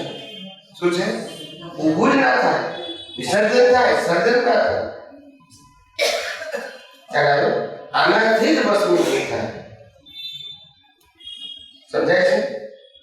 આ પ્રત્યેક વ્યક્તિએ જાતે પુરુષાર્થ કરીને ભસ્મીભૂત કરવું પડશે. પોતાની અંદર રહેલું અજ્ઞાન. જ્ઞાની પુરુષો તે બીજ કાઢી આપ્યું છે, કાઢી આપ્યું છે અને રસ્તો બતાવ્યો છે. પણ ટ્રાન્ઝેક્શન વાઇઝ તો તમારે ઉપયોગ કરીને પ્રત્યેક અવસ્થામાં અજ્ઞાનને બાળીને જ્ઞાનાગ્નિથી ભસ્મીભૂત કરવું પડશે. એ દ્રષ્ટિનો પ્રશ્ન છે, મન વચન કાયની ક્રિયાનો પ્રશ્ન નથી. એટલે ઇન્ડિરેક્ટલી ધેટ્સ પુરુષાર્થ. હા, એ જ પુરુષાર્થ છે. એમાં બહાર વસ્તુ ના દેખાય, આ તો કઈ ખબર જ ન ખબર જ ના પડે. એક મહાત્મા મને સવારે કે પેલા જસુ કુમારના માથામાં સગડી મૂકી ને કેવળ જ્ઞાન થઈ ગયું. મેં કહ્યું તમે મૂકશો તો નહીં થાય, કોપી કરવાની છે. એનું નિમિત્ત હતું એ પ્રમાણે કેવળ જ્ઞાન થવું જ્ઞાન નિમિત્ત હતું. હિસાબ જ છે, એનો હિસાબ જ છે. જ્યારે તમે તો સગડી મૂકો તો કેટલા અનર્ગતિન કરવા ખ્યાલ આવે. પેલા ચારા નથી આ પાડતા. સ્થૂળ વસ્તુના કોપી ના હોય, ચારા નથી પાડતા. સમજાય? બીજ ફિઝિકલ નહીં. શું બીજ એ ફિઝિકલ નહીં. ના એવું ને બીજ ફળ ફિઝિકલ હોય, બીજ નોન ફિઝિકલ. બીજની પ્રક્રિયા ઇન્ટેન્શનથી શરૂ થાય. શેનાથી? ઇન્ટેન્શનમાં 3 વસ્તુ હોય: પાછલા અવતારનું ડેવલપમેન્ટ, વર્તમાન સંજોગ અને વર્તમાન જ્ઞાન. આ 3ના સાર રૂપે ઇન્ટેન્શન ઊભું થાય. એ ઇન્ટેન્શનની પ્રોસેસ 4 મન સુધી ચિત્ત અહંકારમાં થાય અને એ પ્રોસેસ થયા પછી સ્પીચ અને એક્શનના બીજ પડે. શું પડે? બીજ પડે. નેક્સ્ટ વર્તમાં પ્રોસેસ વાળું અંતસ્કરણ 4 અહીંયા ડિસ્ચાર્જ છે ને સ્પીચ અને એક્શન બાહ્યકરણ એટલે કુદરતી રચના જેવું થાય છે. અંતસ્કરણ પોતાનું પણ ડિસ્ચાર્જ અને બાહ્યકરણ છે એ કુદરતી રચના, કુદરતી સંજોગ. વાણી બોલવી, વર્તન કરવું એમાં કુદરતી સંજોગો જોઈએ અને અંતસ્કરણ તો અંદર રેડીમેડ છે, સમજાય છે? ને બાહ્યકરણ એ કુદરતી રચના. આવી રીતે આ કોઝ અને ઇફેક્ટની પ્રોસેસ થાય છે. આ સાયન્સ છે, માઇક્રો સાયન્સ. જેટલું સમજાય એટલું. એમને આપણે ભાવ કરો એવી રીતે ભાવ નથી થતા. ખાલી શબ્દોથી ભાવ નથી થતા. ભાવમાં તમારો આશય ઉમેરાય, આશયની પ્રોસેસ થાય. તમારું મન, તમારી બુદ્ધિ, ચિત્ત, અહંકાર બધા એક જ વસ્તુમાં સિગ્નેચર કરે. ત્યાર પછી સ્પીચ અને એક્શન બીજ પડે. ત્યારે એને ભાવ કહેવાય. નેક્સ્ટ વર્કમાં એ ભાવ અંતસ્કરણમાં અંદરની પ્રોસેસ, સ્પીચ એક્શનમાં બહારના સંદર્ભો રિઝલ્ટ આવે. આવી આખી પ્રોસેસ આપણે સમજવી પડે. સમજાય છે? પ્લસ એકલા ભાવ કરવાથી રિઝલ્ટ આવતું નથી. ભાવની સાથે પુણ્ય હશે તો જ એન્કેસ થશે. ભાવ એટલે ચેક અને પુણ્ય એટલે બેલેન્સ. આ બધી વસ્તુ સાયન્ટિફિક સમજવી પડશે. નહીં તો બધા એકદમ માર્કેટિંગ થવું છે. ભાવ કરવાનું શું વાંધો છે? રિઝલ્ટ એને આપવાનું છે ને. પણ કુદરત કે તું ચેક લખ્યા કર ને, પણ બેલેન્સ હશે તો જ પાસ કરીશ. એટલે આ બધું આપણે જે રેન્ડમ સમજ્યા છે ને એને એક્ઝેક્ટ સમજવું પડશે. ગોળ ગોળ નહીં ચાલે. કુદરતના ગેર નહીં ચાલે ગોળ ગોળ. અહીં તો બધું ચાલી જશે. સમજાય છે? એટલે આ બધા કરેક્શન જે થાય છે ને કુદરતી આખા સાયન્સના ખુલ્લા કરવાથી તો કેટલાય લોકોના કન્ફ્યુઝનો ખલાસ થઈ જાય છે. જે બ્લાઇન્ડ હતા, બ્લાઇન્ડ એટલે શું? બસ ભાવ કરો એટલે રિઝલ્ટ આવશે. એટલે ભાવ કરવાથી ના આવે. સાથે બેલેન્સ હશે તો તમારો ભાવનો ચેક પાસ થશે. સમજાય છે? એટલે તો દરેક વાતને તમે સાયન્ટિફિક સમજો, થિયોરિટિકલ ના સમજો. એ બધું રિલેટિવ સત્ય છે. શું છે? સનાતન સત્ય સમજો કે જે કુદરતના કાનૂન પર આધારિત છે. એ બિલીફ નથી. શું નથી? અને આ રિલેટિવ સત્ય બધી બિલીફ છે એ બધાને અલગ અલગ હોય. સમજાય છે? રિલેટિવ સત્ય બધાનું અલગ અલગ હોય પણ સનાતન સત્ય તો એક જ હોય, બિયોન્ડ બિલીફ. એટલે આ સમજવું પડશે આખી બધી પ્રોસેસ. એટલે આ અંદરથી પ્રોસેસ જ છે જે તમે કહો છો. હા, એ અંદરની પ્રોસેસ છે, બહારનું કંઈ જ નથી. મોક્ષે જવા માટે બહારની કોઈ પણ ક્રિયા કામની પણ નથી અને કોઈ પણ ક્રિયા તમને રોકવા માટે જવાબદાર પણ નથી. કામની નથી અને જવાબદાર પણ નથી. તમે કઈ ના કરી શકો. મેં પહેલા સિદ્ધાંત સમજાવ્યો હતો કે આ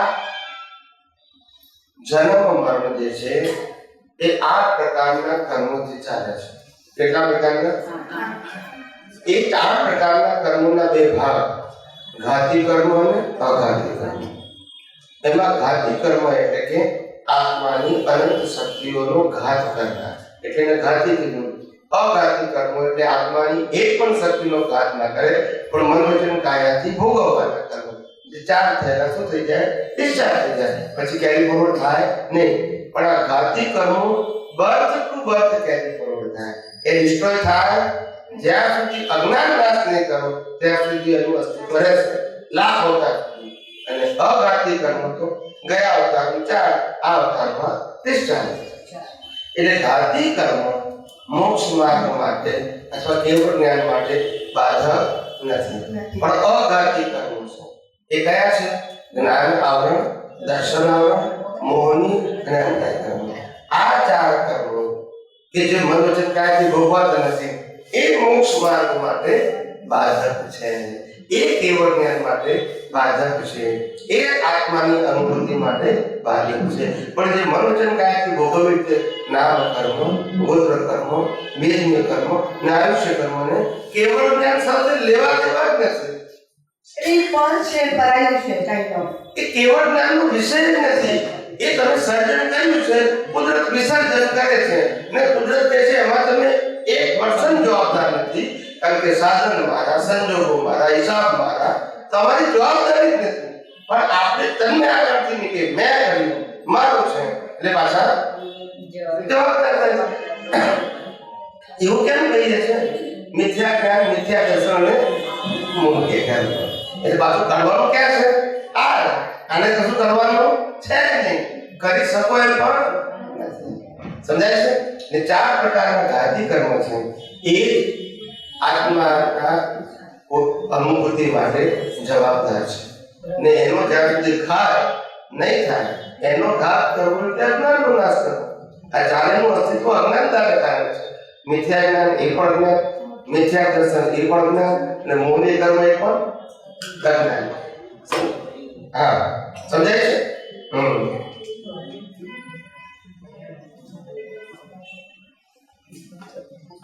બીજું શું પૂછ્યું છે? તો પછી કન્ફર્મેશન કેવી રીતના થાય કે થોડુંક બી અજ્ઞાન ખલાસ થઈ ગયું યા થઈ ગયું છે એનું કન્ફર્મેશન કેવી રીતના હોય? એક જવાબદાર જ્ઞાન છે જેમાં તમે પાસ થઈ ગયા, એક્ઝામ નથી આપવાની જરૂર. એની મેચ્યોર તો પછી એક્ઝામ કુદરત નહીં રહે. સંજોગ આવશે તો તમને ખબર પડી જશે ક્યાં શું છે. કારણ કે તમે પાસ થઈ ગયા. એટલે 5th માંથી 6th માં ગયા એ કેવી રીતના ખબર પડે? ડેવલપમેન્ટ આપણને મીન્સ ઓફ કોર્સ ના કેમ ખબર પડે? એટલે ડેવલપમેન્ટ મતલબ ડેવલપમેન્ટ તમે જે પાસ થયા છો એ તમારું ડેવલપમેન્ટ છે. હવે કેમ ખબર ના પડે? એટલે જ્યારે કોઈ સિચ્યુએશન આવે ત્યારે ઓફ કોર્સ તમે જેમાં મેચ્યોર થયા છો ઓટોમોટિક કામ કરશે.